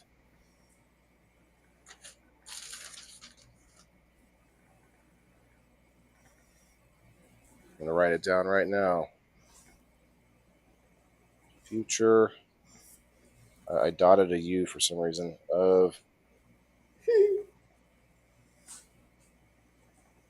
I don't do a lot of writing, but since I've been using notebooks and writing things down for each episode, it at least keeps me in some practice.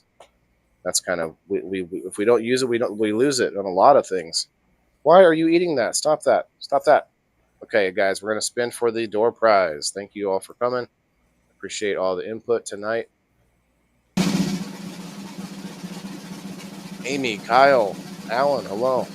Who else is in the house? Do a hashtag WTIF. If I get 3 WTIFs, I'll do another. I'll take another bong. So stop chewing on things. You got 2 things right here to chew on. I would know if he had to go potty because he would stand up and start trying to like walk everywhere on the top here. He's just chewing on stuff to be ornery. Little ornery. Well, Chew Bella chewer. does that. She gets mad at me and she keeps it up. Bean got put next to another bean. That's funny. Both beans got put next to each other. Daniel Wright popped through. What's up, Daniel? Josie came through. Okay. It's like it'll be Josie Mitchell. No tagging, please. Well, we got 2 hashtag WTIFs. I need one more. I'm like a fairy who's lost its wings. I need one more hashtag WTIF to do another bong. Oh, Kyle got me. All right, thanks, Kyle. Josie Mitchell, are you here? I'll take a bong toke as we wait about a minute or a little less, maybe, to see if Josie's still here. Remember, no tagging, please. Unless they're a member of the community. If you're subscribed to me, then you can be tagged. Why not? Cheers. Cheers, Ronaldo.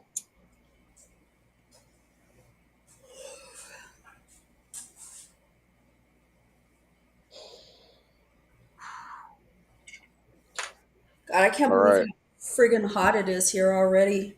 It is not hot here. It's like it was cold this morning. Like it's not. I'm saying that almost like I'm complaining, but it's gonna get like super hot real quick. Yeah.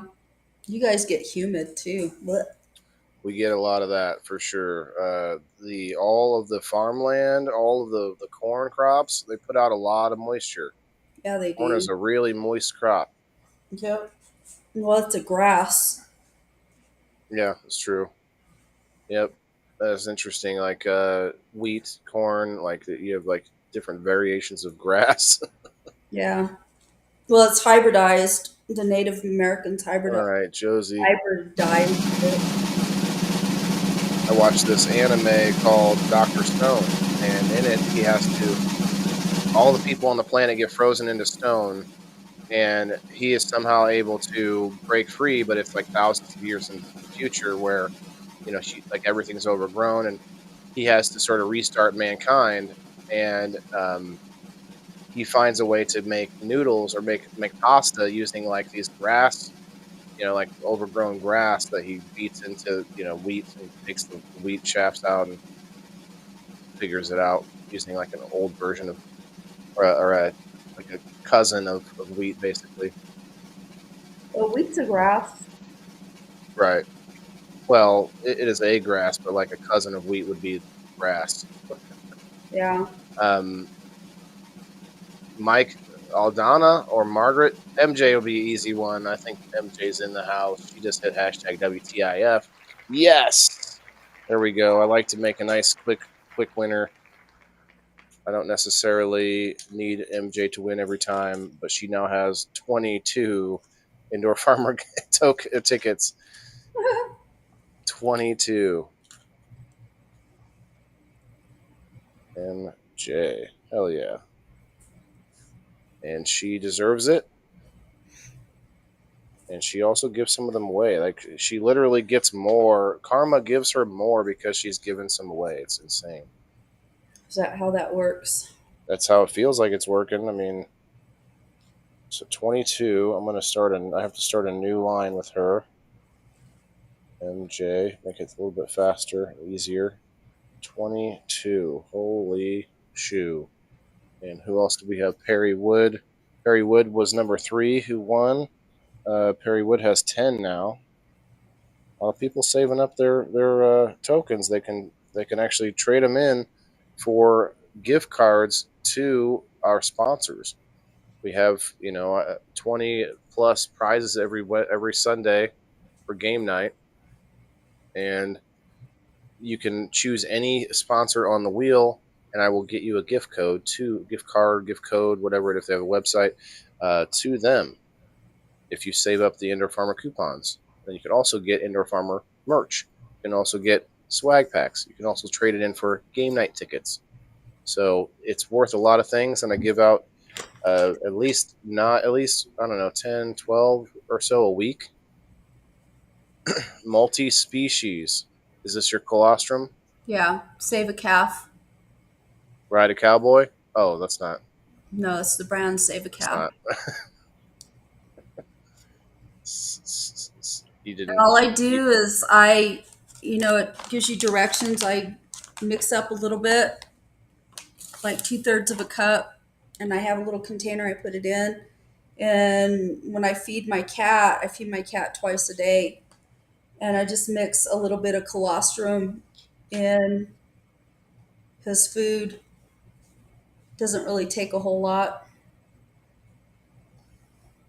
My little guy here, I can't tell what it is. I gave him an egg today with his food, and he didn't want to eat the yolk for some reason. And I think maybe he ate some after I broke it. It was like that was only the yolk was just left sitting by itself.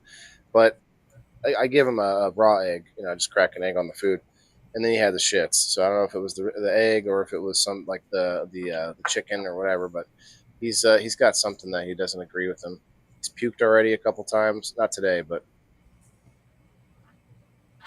Some dogs their systems are a little more fickle. Like my little Shih Tzu, a lot of the times, little like, dogs. tell her this fucking dog will eat anything. She eats the cat shit out of the litter box and all kinds of stuff. Oh, Yeah, cat snacks. that's a friendly kiss when she comes up. Oh no, it's not. 'Cause she didn't put her face in my face. Yeah, I don't try to let him lick my face too much. People do though. The puppy breath's like, yeah, well, I know where that puppy's been. I'll let him lick my hands and stuff. I can wash my hands, but well, he doesn't sit there licking nonstop. Like, I make it sound gross, but like you might give me a see, that's okay. Yeah, I'm okay with that. I don't like that. I don't like to be licked by a dog. But Max, he's really kind of a fickle eater. Like that, he doesn't eat just anything. Little dogs are like that. I think that their digestive systems are a little more fickle. I think so too. He's a mutt, which that can go good. That can go good or bad for dogs. Some mutts are like stronger because they get the good traits from different dogs. Some mutts end up with medical problems that both that each dog had. So he's a Pomeranian, a Chihuahua, and a Dachshund mix. Dachshund. That's what I said, but he said he spelled it differently. Yeah, it's spelled Dachshund, but it's actually Dachshund. Dachshund? Well, there's a hund in there, but because I thought Dachshund was a type of car. No, that's a Dachshund. We're talking a Dachshund. All right, this is coming from someone who calls it a Landris, a land race. That's what it Remember is. we gave you It's a land race. It's a Landris. Now, I will say that your way of saying it does make it is a little better, because when you say land race, you make it sound like there's A foot race. a great race happening of like desert cars, and they're going to fly. They're going to use wind power and not use gasoline. And I don't know. Stop doing that. What are you doing? No. Since when have you been? Noodle? Since when have you chewed on your bed like that? No. Noodle's going to get groomed this weekend. Yeah, I need to get my husky in to get a nice. We've got her coat basically all changed over, but she needs a nice pampering now. She has like dandruff and stuff when her coat is changing over, little skin flakes and whatnot. Yeah, it's a labor of love. You know, they say man's best friend, right? They call dogs man's best friend. I don't think so. Like, they're captive babies that we keep, and they're perpetual puppies their whole life. I brought this up recently. And it's like, Dogs are hierarchical animals, so there's a pecking order, that's true. and that's why true. you have to be an alpha with them. Otherwise, they won't listen to you. Yeah, he doesn't do that. He doesn't listen to me. Although he does. He's actually gotten pretty good with his with knowing his name already. He's only 11 weeks old. Did I tell you already that he was trying to get, hump his sister? Humping isn't about sexuality; it's about dominance. Maybe, but he can't even make a boner yet, so there's no reason for him to It's be. not about sex; it's about dominance. He's trying to assert his dominance. He's inserting something, and he's not getting there. He's not going to get there. But yeah, well, maybe. But that's the problem, is we don't want them to breed. That's for sure. Well, you better get somebody fixed then. But seriously, I know. I don't want to fix it's them. not though. about sex; it's about dominance. I don't want to fix him, but I also don't really necessarily want puppies of his. Yeah. Maybe I will one day, just because I feel like a dog. I feel. I felt this with my last dog. I felt like I wanted to carry his line on. I felt like he would want that. I feel like all animals want to breed. Like they want Well, to nature makes procreate. them want to breed, but animals Right. don't have sex like humans do. It's not for pleasure. I know, but they do to carry on their line. Do you know that it shortens a dog's life not to have them neutered? It makes them more prone to cancers and stuff like that. I'd have to look into that research. I've looked into that research because I didn't believe it. But by all Well, means, I know that they can have more problems with having their testicles, but if they don't ever get it's probably prostate cancer or testicular cancer. I'm not really. I can't remember. Yeah, my dog didn't get that. He had a heart problem, but he also could have had a heart problem because he was a little bit oversized Pomeranian, so he had an enlarged heart. But he was my friend, that's for sure. We were best friends. But he was also an old man, like when he's 13, the dog is like, a man's 70s or whatever. So it is sad, though. It's sad when and that might be, we haven't really touched on that tonight. It could be a lot of the situation. It's sad when you lose people, whether that's them dying or when they leave your life and you thought you were friends, and so people avoid that pain by being more loners or being and I've always been sort of two sides to most coins. Like most things I'm like both sides of, like where I am a people person, but I'm also a loner. I'm a very serious person, but I'm always trying to joke around. Like at the same time, like I don't, it's sometimes it's hard to reconcile. I don't think it's hard to reconcile. We all have our sides. Different aspects of our personality. I guess, but I guess I feel like I have more extremes of each. Like I'm a big I care about people in general, like humankind, and like I'm always trying to be nice to people, strangers, as I'm walking in the store. I smile and I nod at people as I'm walking the dogs. Like I wave at my neighbors, all that kind of stuff. But I'm also very introspective and kind of, like I said, very loner.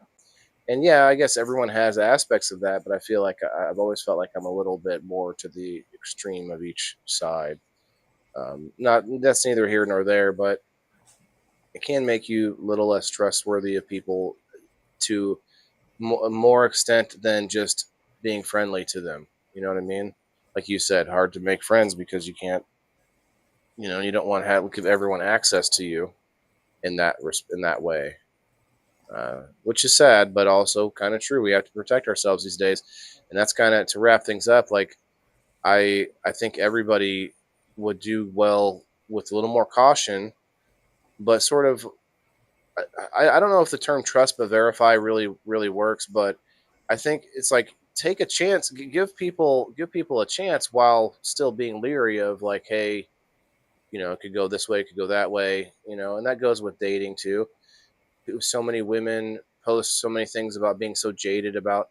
I don't see a lot of dudes posting about being jaded about women, but they will respond to women's posts with comments showing how like, you know, uh, how much they dislike women because of their issues they've had this and this and this dating, and so men will respond, and a lot of women will make posts about, oh, like there's just no good men out there, blah blah blah. And really what it is we want instant gratification, and it's kind of like a job interview. Same thing goes with friendships, goes with relationships. You have to put out, sometimes you have to put out 1,000 job applications to find the job that you want. And there's sometimes that you find a job that you're like, this isn't my, I'm not going to keep this job, but I need it for now. And that's kind of sad about relationships. People will jump into relationships just for like a temporary, you know, hey, I just need a place to stay. It's getting cold outside. You have that the whole meme, the trope of the skinny guy getting with the fat girlfriend right around the time that it gets cold outside. There's like a meme out there like that. Oh wow, there's things that people will do like temporary, but that's also one of the definitions of friendship where you mutually beneficial. I'll scratch your back, you scratch mine. But then it's like, sometimes contract is over when the contract is over. It's like marriage. Marriage has become so easy to end contracts of. It's kind of sad. Yeah. I mean, places that are hard to survive is where marriages end up. In my opinion, where marriages become more uh, required for survival, because it's sort of a pact. It's a much deeper pact that, hey, we're going to survive together, and we're going to do that by making, whether or not children are in the mix, but like by building something together, because we can work together. I think sex is the one thing that will make a man look past the normal differences that humans have. So okay, let me reiterate this. If you have a roommate, the things that annoy you about them are going to be much more. I guess there would be much more things on the list, a bigger list of things that would annoy you about a person. But if you're having sex with that person on a regular basis, and it's desirable in some way, it's good. Uh, like that's a relationship where you're going to look past their shortcomings a little bit more. You know what I'm saying? And then you have a variety of that, which is relationships where the sex is not good. Then you're going to be maybe a little more annoyed than you would with just a roommate. So there's variations of that, and I think sex good, like being sexually Well, it satisfied, at least releases until you're oxytocin or something, all of that. right. There's like hormones and stuff that are Well, and involved. I hate to say sex, but intimacy. Just think about Yeah, like but as you get older to the point where sex is not a thing anymore. 70s or whatever, 60s, 70s, 80s. Whenever it is you decide, or you and your wife, if that becomes like me and my wife, if I get married, I probably will at a point not have sex anymore, but at the same time still continue to be intimate. Is my point. So Yeah. we should be talking about intimacy and not sex. But having that intimacy with someone that you live with will help you look past a lot of the stuff that humans just, we can't agree with ourselves a lot of the time. What makes us think we can live with other people and like it just be like totally in agreement? You know what I mean? So a lot of times it's our arrogance where we think the other person or our roommate or the significant other should just do what we think they should do and do the dishes and do the this or that. And why don't they do this? Because I think they should do it. And a lot of times it's us putting that high expectation on somebody that is not us and that can't see it the way we see it.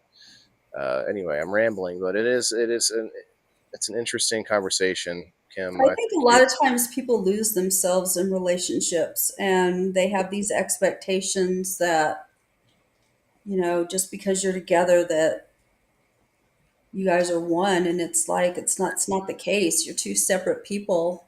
You can have competition in relationships, which kind of can be healthy or unhealthy, depending on how it goes. I think it can be healthy. Like you could have competition where it's like a back and forth on like getting a certain job done, or maybe. But if you have competition, like who's bringing the money home, then you start to have, I don't know, man. Who the breadwinner is becomes a problem. I don't care who you are. I know there's a lot of women movement folks out there who think that it's like, oh, it shouldn't matter. But there's a lot of studies that show if the man makes less than the woman or makes no money, now there are stay-at-home dads out there, and the wife is the one making the money. Generally, that doesn't work out well. I don't know what the numbers off the top of my head, but I know I've seen some study somewhere. Who knows? Maybe that's not true. Whatever. But I don't think it looks good. It makes a man look weak, and it's a natural sort of order. I don't know if it's something that should be there forever, but it's hard for a man these days because we had these sort of defined roles back in the day. There's a fucking bear outside the cave. That's your job, dude. Like I get, it makes sense, but this day and age, they don't make sense anymore. And so it can be confusing. But yeah, I don't know. Friendships, relationships are very close together. And so I guess it's not easy to talk about one without the other. Anyway, we can wrap it up here, Kim. Thanks a lot. It's been a good one. Thanks to Bean and Mikey for coming up tonight. Don't want to leave it to just Kim and I. We could talk for hours. We could argue about it, just about anything. But we need other opinions and other voices in there. And I appreciate all the comments and the. You want to hear something crazy? I do. I have to hear it while I take this bong toke. So most anybody that knows me knows that I am not a Trump fan at all. You And don't I never say. will be. I never will be. And I'm not sad about that. I am very much a conservative. Most people don't realize that because I don't like Trump, so they automatically label me as something else. You're a different cat. I am a different cat, but I have reasons why I am the way I am or think the way that I think. But anyway, so I have this friend. I have these friends that I've been friends with more than 30 years, people that I considered family. And because I am not a Trump supporter, two of them unfriended me. So what does that say about friendship? I got to push back just a hair. I have to assume it's not just because you don't support Trump, but maybe because of the posts that you. No, it's because I do not support Trump. They're not like triggered by the posts that you put up. It's because I don't support Trump.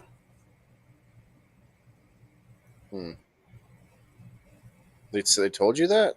Mm-hmm. Yeah, I mean, I think one of my. They're not even on Facebook, so it's like, how are they going to see what I post? Oh, so why'd they so they unfriended you though? So they're on there enough to. know They that. aren't on Facebook, dude. They Oh, unfriended me so for real in oh, life. yo, I see what you mean. Like they dropped you in real life. I see. Hmm. You made me think Facebook a second. And Second, these yeah, are yeah. people that I've been close with, like sat in the hospital, held their hand, Wow. family gatherings, like all That kinds. that is holding someone's hand in the hospital bed like that is a level of friendship that a lot of people hope to achieve with somebody, and to be thrown away for that. I mean, I don't know. I think emotions run high, and There's going to come a day when they regret it and they're going to try to wheedle their way back in. And what they don't realize is that they crossed the line. They hurt me. It was very wounding. They hurt me, and I will braid water before I ever change I'd back like to to see be that. It'd friends be with kind them of cool. again.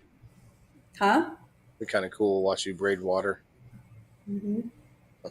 I will Never heard braid that one. water.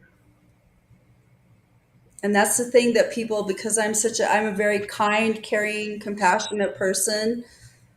You know, I bend over backwards to do a lot of things. I do a lot of stuff behind the scenes quiet. Like I carry cans of cat food and bottles of water or not cat food, dog food, and bottles of water and Gatorade in the back floorboard of my car. And, you know, if I'm driving along and I see a homeless person with a dog or whatever, I give them food and water, and I'll give them some Gatorade. Or, you know, if I can, I'll go through the drive through and get them like a little something to eat and take it back to them or whatever. I have a fake account on that doesn't have my name associated with it at all. And I do a lot of like animal rescue things because I don't do things to get attention. I'm not like that. But I want to be helpful in ways that I can to people and animals and stuff, things that I care about. So I do a lot of the very quiet things to fill in gaps and to help out. And so, and people that know me in real life know that I'm this way. And it's very, very shocking Wow. when I act contrary to that, because when I don't care anymore, it's like it's done. I don't care anymore. Is the kitty okay? Yeah, he's got asthma. He'll be okay by tomorrow Sounds like morning. he's got bronchitis.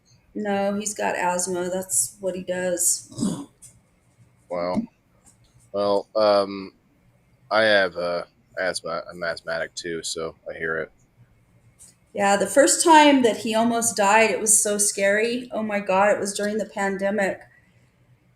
And he had been sick and stuff, and I took him to the vet, and they diagnosed him with asthma, and they sent me home with an inhaler. And so I gave him the inhaler, and it nearly killed him. And so the day that that happened, like I rushed down to the vet clinic, and you couldn't get in because it was all closed off and you had to have an appointment. And I was calling the whole way trying to get through, and I couldn't get through on their phone. And I got there, and I ran up to the door and had him in my arms, and I bam, bam, bam on the metal door, like hard. And somebody came out, and I said, "Please help me. My cat's dying." And he almost did Mm. die. They had to put him in a oxygen chamber. He had to stay in the vet for like 3 days. He nearly died. It was really scary.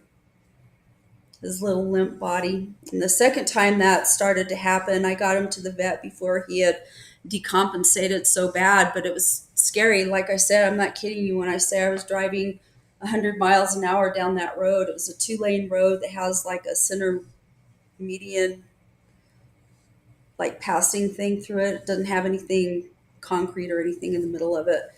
And I Right. was passing people, whoo, 100 miles an hour down the road to get to the vet. If a cop would have like caught me, I would have ignored the cop and gone straight to the vet, Oh wow. kind of a thing. I always had things like that happen when the vets are closed.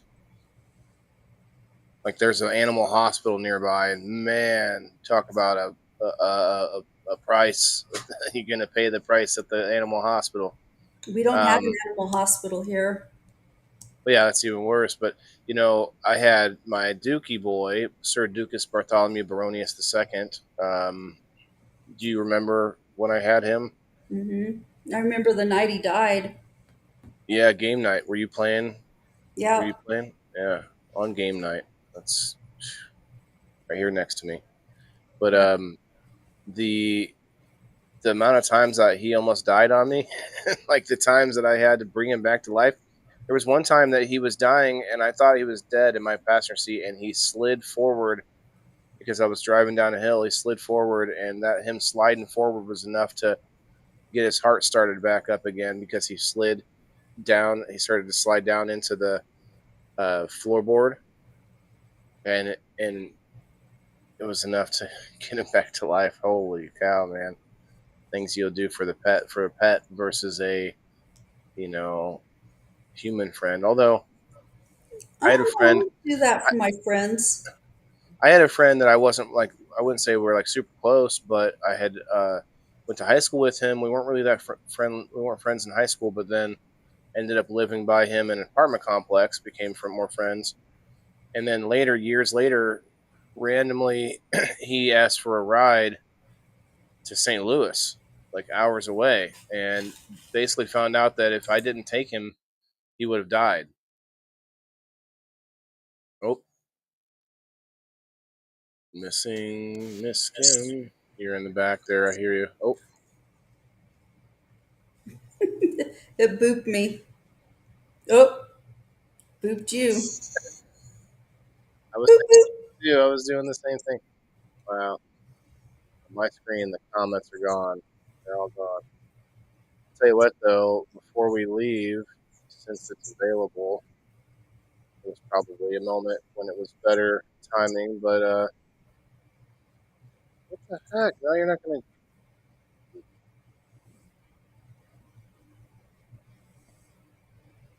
see it on one side, but not the other. There it goes. All right. Let me read this ad real quick. Okay, well, it's been a great show. Thank you all for coming. Something that you can do if you want to help support Rumble is go check out their 1775coffee.com. It has it's a special deal going on right now. They only made 1,000 units of what they call a starter kit, the 1775 starter kit, and they're going to be giving those on a sale from $170 to $99. It's a bold dark roast, vitality mushroom. You've got the smooth medium roast. You've got vitality mushroom for clean energy and laser focus, no crash. All single origin, small batch, toxic free, and mold free. Plus, you're also getting gold spoon clip because freedom isn't scooped with plastic. A frother strong enough to stir up your coffee and Kim's political opinions, and a black 1775 tumbler that says, "I don't take it life advice or caffeine from a woke sea witch." A woke sea witch. That's Yeah, a reference to Starbucks, right? I'm not sure I honestly, think but that's I know what what that woke is. emblem on Starbucks is. I don't know. Oh yeah, kind of looks like like a Medusa. This is Yeah, it for the could ones kind who've of be been termed a watching. sea witch. This is for the ones who've been watching 1775 blow up on Rumble, wondering if it's actually worth it. Spoiler: they say it is. I haven't tried it yet. Want to be all things considered, I would like to try it. Go to 1775coffee.com/studio and grab your starter kit for before they're gone. Bold beans, clean fuel, and morning routine that stands for something just like Rumble does. Start your day with coffee that actually backs what you believe. Here we go. Thank you, everyone. Well, they had a few. Here's an offer. If we have 100 people in here, blockbusterhealth.com. Interesting. Please, it says there's a phone number. hey everyone, tired of paying outrageous prices for the medications while other countries pay a fraction of the cost? President Trump just signed on an executive order to fix this problem. Why wait? Oh, see, Kim, we need to get 100 people in here. You want to hear me read that one? Just kidding. Look, it's We not will, that though. I We will one disagree with day. his policies, because let me tell you something. His policies are actually coming from the conservative think tank, the Heritage Foundation, which I'm a conservative, so I support many of their policies, shall we say. I just don't like Trump. Yeah, He's a disgusting you don't have pig, to and like him to will like what he's not doing. I will not support somebody I don't like. It's just how I am. That's how I'm built. Yeah, I hear that. Let's not get into that conversation because we might get Yeah. to the 100 people before we know it. We have 19 in here right now. We could probably get to 100 if you want to start arguing about politics. We could have a whole nother podcast on that. We could do a weekly podcast on just on politics and bring up what current things happening in the news, and just say, does Trump have anything to do with this or not? And then we turn it over to Kim. All right, go. Trump is just a figurehead, honey. The people that run the I country. know, but so many people just want to blame him for every fucking thing. Like No, there's a lot that's of why things- people that's why people look. That's why people are perceived to be defending him when they're just trying to straighten out the record. When it's not defending him, to be like, no, that didn't actually happen. Whoa, hold on, you're making things up now. Whoa, we can say this about him, but not that. Like there's so many things to like legitimately criticize him on, but people go to these like outlandish sort of like, you know what I mean? Just like not you necessarily, but like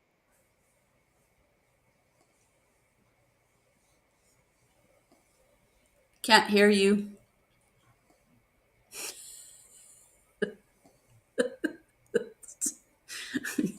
You've been silenced. yeah, oh yeah, the CIA has been in my beard, you guys. I've been bearded by the CIA. All right. Anyway, we could talk about that all night. Although I guess we can. It's summertime. My son doesn't have school tomorrow. I have school tomorrow. What the fuck? Just because you're out doesn't mean I am. I got one more day. Can't hear you again.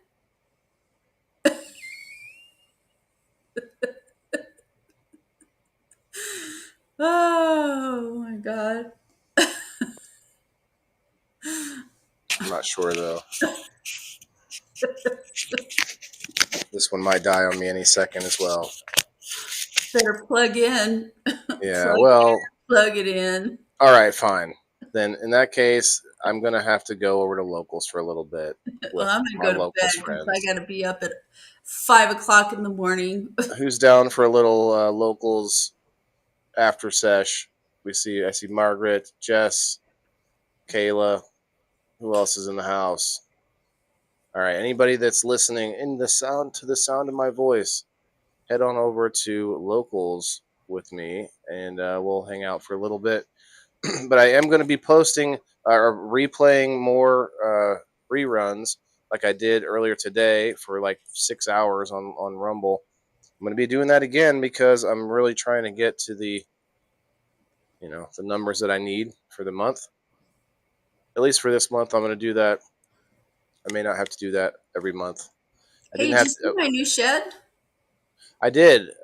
Looking nice, looking sweet. I didn't look at it for a long time. I can't try to imagine it in my head here. We could pull it up real fast here. Big green box.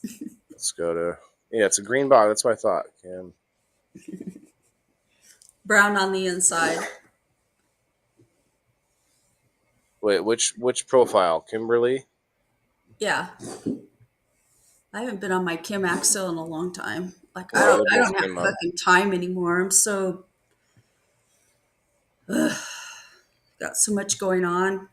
They both popped up. Okay, let's find it. I'm scrolling. I see a cat. I'm the kind of person who talks to my cats if they understand every word, as if they understand every word. Oh yeah. You gotta You go got way to. back, dude. It was last weekend when I posted it. Like Well, it's a picture, so I just have to go in the pictures. Sunday and Monday. It's Their a picture. videos. Oh, it's a video. Okay, well, we can go to videos. Bing, bang, boom. There it is. Okay, Well, I just have to share it in now. Sheridan. Boom. Dude, they came, they had that thing up in like 4 hours. They had that thing completely built. Because everything came pre-made. It was all painted. Prefab, okay. Yeah. They build it, they put it together.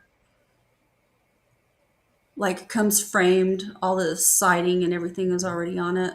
It's pretty good size. What's this, just a shed for storage, or what's your plan? You gonna put It's, like a yeah, I, pretty much I for storage. imagine like a pottery wheel in there, Kim. You know, you get like a man like with his There's shirt no, off, a little bit like Patrick Swayze. You know, they'll stand behind you and yeah, help you mold there's the pottery. got a bench. That's a bench. There's no electricity to it.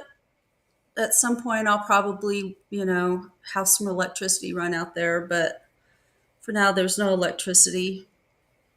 Mm, It's full now, almost full. Or not I almost. like it. It's got a lot of stuff in there, shall we This could, say. this could be your new podcast studio. It's a little hot out there, babe. I hate it. Well, you could put like some tubs of ice there next to you or something. Yeah, that wouldn't help. It's very All hot right, here. 100 degrees today, honey. that is hot. Yeah, that's nothing. Just wait a month and it's going to be 110. Now you have the means to move if you wanted to. You could move to like a place and even in your state that's like, do they have like any mountainous areas in the state with like Oh, ski yeah. resorts? Is there Mhm. places with ski Up north, resorts? in the northern part of the state. Yeah, you could find like a cooler climate This is back home. partway up the mountain. Yeah, this is home. I don't mind going to visit the mountains and stuff like that. I love the mountains. Part of my life was spent up in the Gila wilderness. We had a cabin up at Lake Roberts up in the Gila. But Yeah, Gila, it's spelled, it looks like Gila, Gila, but the G is actually H in Spanish. So it's Gila. But yeah, I like the mountains, but this is home. So I've lived other I places. don't want to hear about the heat. Fuck you. I'm gonna bitch about the heat. Oh my god. I'm like, well, get an AC. I do have an AC. They probably take shits a lot there, though, don't they? Probably ACs probably break a lot with all the heat. Probably. Yeah. Mine's brand new, so hopefully I won't have those problems for a minute. But Knock on wood. yeah. But I've had issues in the past where all of a sudden my air conditioner decided, oh, so Sand. It's got all sand in its crux. I don't know. It's just I'm sure that conditions here are pretty hard on air conditioners. So they run a lot. It's Do you get like, a lot of tumbleweeds? oh hell yeah. You see them. Yeah. There's a retention pond next to me for flooding. So like when it rains, all the water goes into it and makes a pond. And it's full of cockleburs and goat heads and tumbleweeds. And there's like a fence right next to, it's between the pond and my house. And I'm constantly out there picking tumbleweeds that are growing out of because I have a gravel front yard. So I'm constantly out there picking freaking tumbleweeds trying to grow in my front yard. You know what you should do? Hmm. Make like a barrier, like a fence, out of tumbleweeds. Well, I was thinking about making a barrier of some kind at some point. You just like stick the stakes in the ground, stick the tumbleweeds over the stake until it's Well, to the top. the thing is that they dry out and they break into little pieces, and the And they go all seeds are over. like these. Yeah, it's impossible. But I Hmm. was thinking about putting a barrier up of some kind.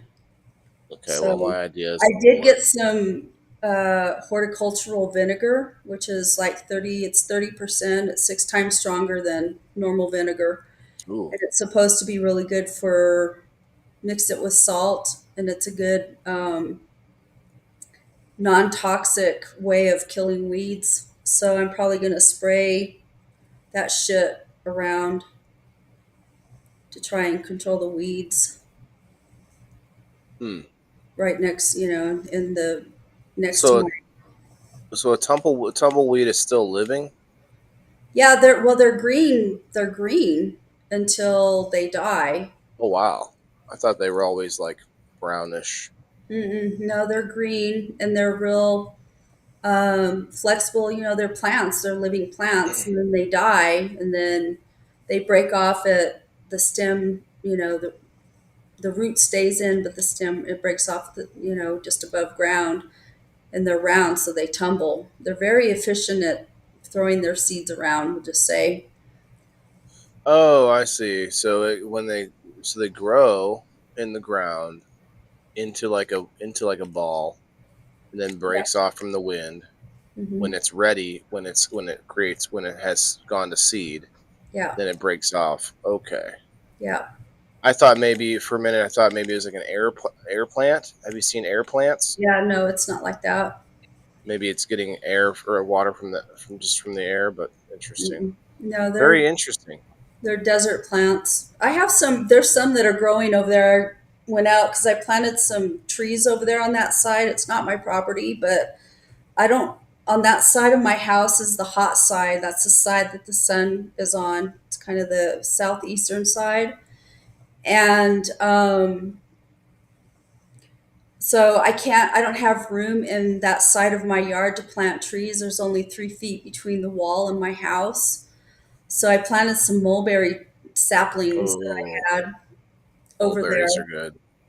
Yeah, but so I planted some mulberries over there, and I was peeking over the wall looking to see it the other day to see if I needed to water. And when I did, there was a little cottontail bunny over there eating those tumbleweeds Ah, they're oh, little baby tumbleweeds that are about a couple inches high or so. And I was like, oh, but they're tender at that, because they're green. They're not, hmm they're small and they're still they're like little sprouts, yeah. So like he him. was he was over there dining on tumbleweeds. Nice. He's gonna have tumble turds. Tumble turd. Yeah, the turds are gonna just come out in a weird airy shape. All right. Speaking of turds, let's flush this one. It's been a good one. Thanks, Kim. Yeah. I'm hanging out longer because I'm like thinking about this silly numbers I'm trying to reach, and people are hanging out. There are 9 rumblers still in the house. Shouts out rumblers. I still got to do some hours of Rumble Premium, so can't forget that. But I appreciate everybody's help. If you help me out with the next couple of days, go check out some of the other shows, some of the other live streams on the Rumble, and check out the replay. We're gonna play some replay here in about, I don't know, an hour ish. I'm gonna go to locals first, so we're gonna have a little after sesh, watch something funny, and Kim, we'll see you later. Kim, let me know if you want to play in game night. I haven't even come up with a game yet, so I have to do something maybe tomorrow. I'm gonna be really honest with you. It's hard in Be the honest with me. mornings because, like, Too early. well, I'm so busy. Well, it's been really busy because of my job. It's a busy. I'm busy. Like people have no fucking clue, and I'm exhausted by the time I get home. Like I've just I'm talking about Sundays, game night. no, I know, but I'm busy because like I had to. I've just had so many surgeries. I had 3 surgeries in a year and a half, and I Catching up. burnout at the job that I had. I left in December and started a new job. So it's just been like, it's been exhausting. Like it's been stressful. And I have a stressful job teaching is stressful Well, as it if is. you're busy, you're busy. I'm not trying to Well, and then, push it. I've got all this shit with this house and I don't have help, a lot of the Yeah. time. I got things So, here falling apart that I'm starting to think, man, I'm gonna have to hire somebody to help me with this and that. I'm gonna need some extra help with this and that. And I got I got some fencing that I can start putting in. I might need help with that. Yeah, I got a whole list of stuff. Yeah, I hear you. It's tough. It's tough. But just getting this fucking what do you call it, patio cover up was, my God. I hired somebody. That was a big old mess. I Yeah. hired somebody to come help me. They fucking fucked around. They fucked it up. And then a friend of mine finally took pity on me and came over and, helped me put it up. But still, it's like there's parts of it that are still fucked up. So Well, I had don't to say order that they took a pity grinder. on you. Tell just don't say don't think that they took pity on you. Think that they just are fulfilling their friendship duties. I know, but yeah, I feel like somebody took pity on me. But I'm grateful for the help, but it's still, there's things on it that are still fucked up. Like the guy that originally came to work on it, he stripped a bunch of the screws and he didn't put parts of it together right. And so, like, I don't know, I ordered a little hand grinder. It's like it's got a real small wheel on it so that I can grind the screws, like make them a flathead screw so I can try and get the screws out of there so that I can fix it. So it's always fucking something, and I'm not a man, so I don't have the strength, and I'm fucking tired, and like I have finite time. I get home and like I have a lot of plants that I have to take care of. I have 6 animals I have to take care of, and I'm exhausted when I get home. I'm just tired. I'm tired. Look at that ear, Kim. Yeah. Like he's flipping you off. Hey, I have a new thing. So What's that? I love the fingers, man. Oh, really? Like I use those for I love everything. all my fingers. I need them all. Yeah. Well, no, I love this, right? And I got a T-shirt that says that's got this, and it says, "Ah, look, you've got my middle finger excited."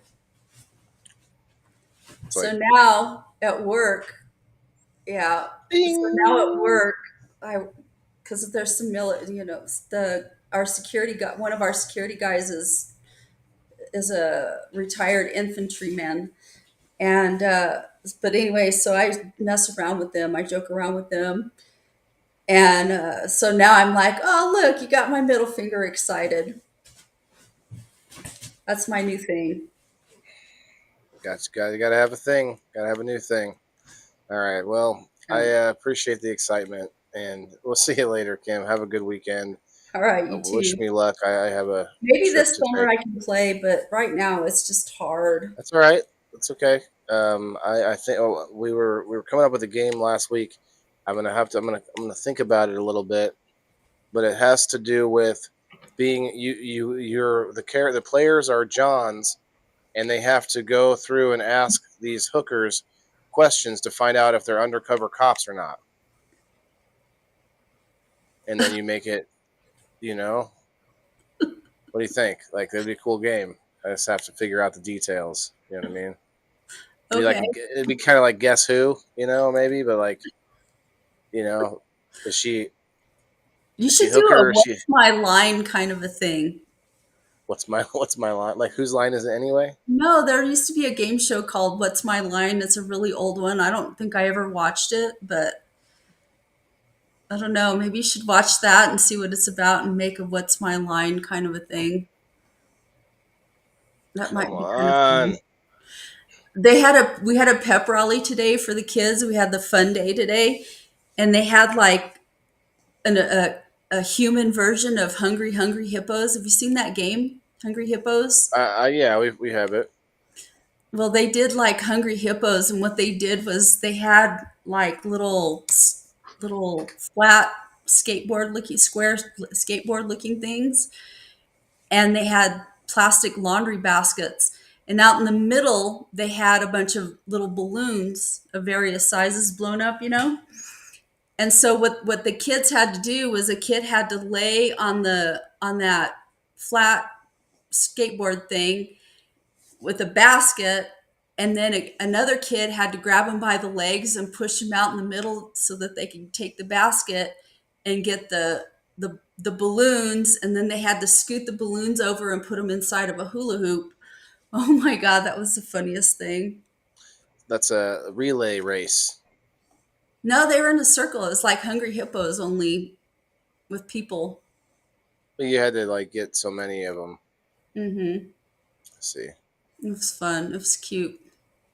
Yeah, I could see that being fun. I am not having any luck with this camera, so I think it's just time to go. Yeah. All right. All right. Thanks, Peace Kim. out. We'll see you later. Remember, guys, it's been fun.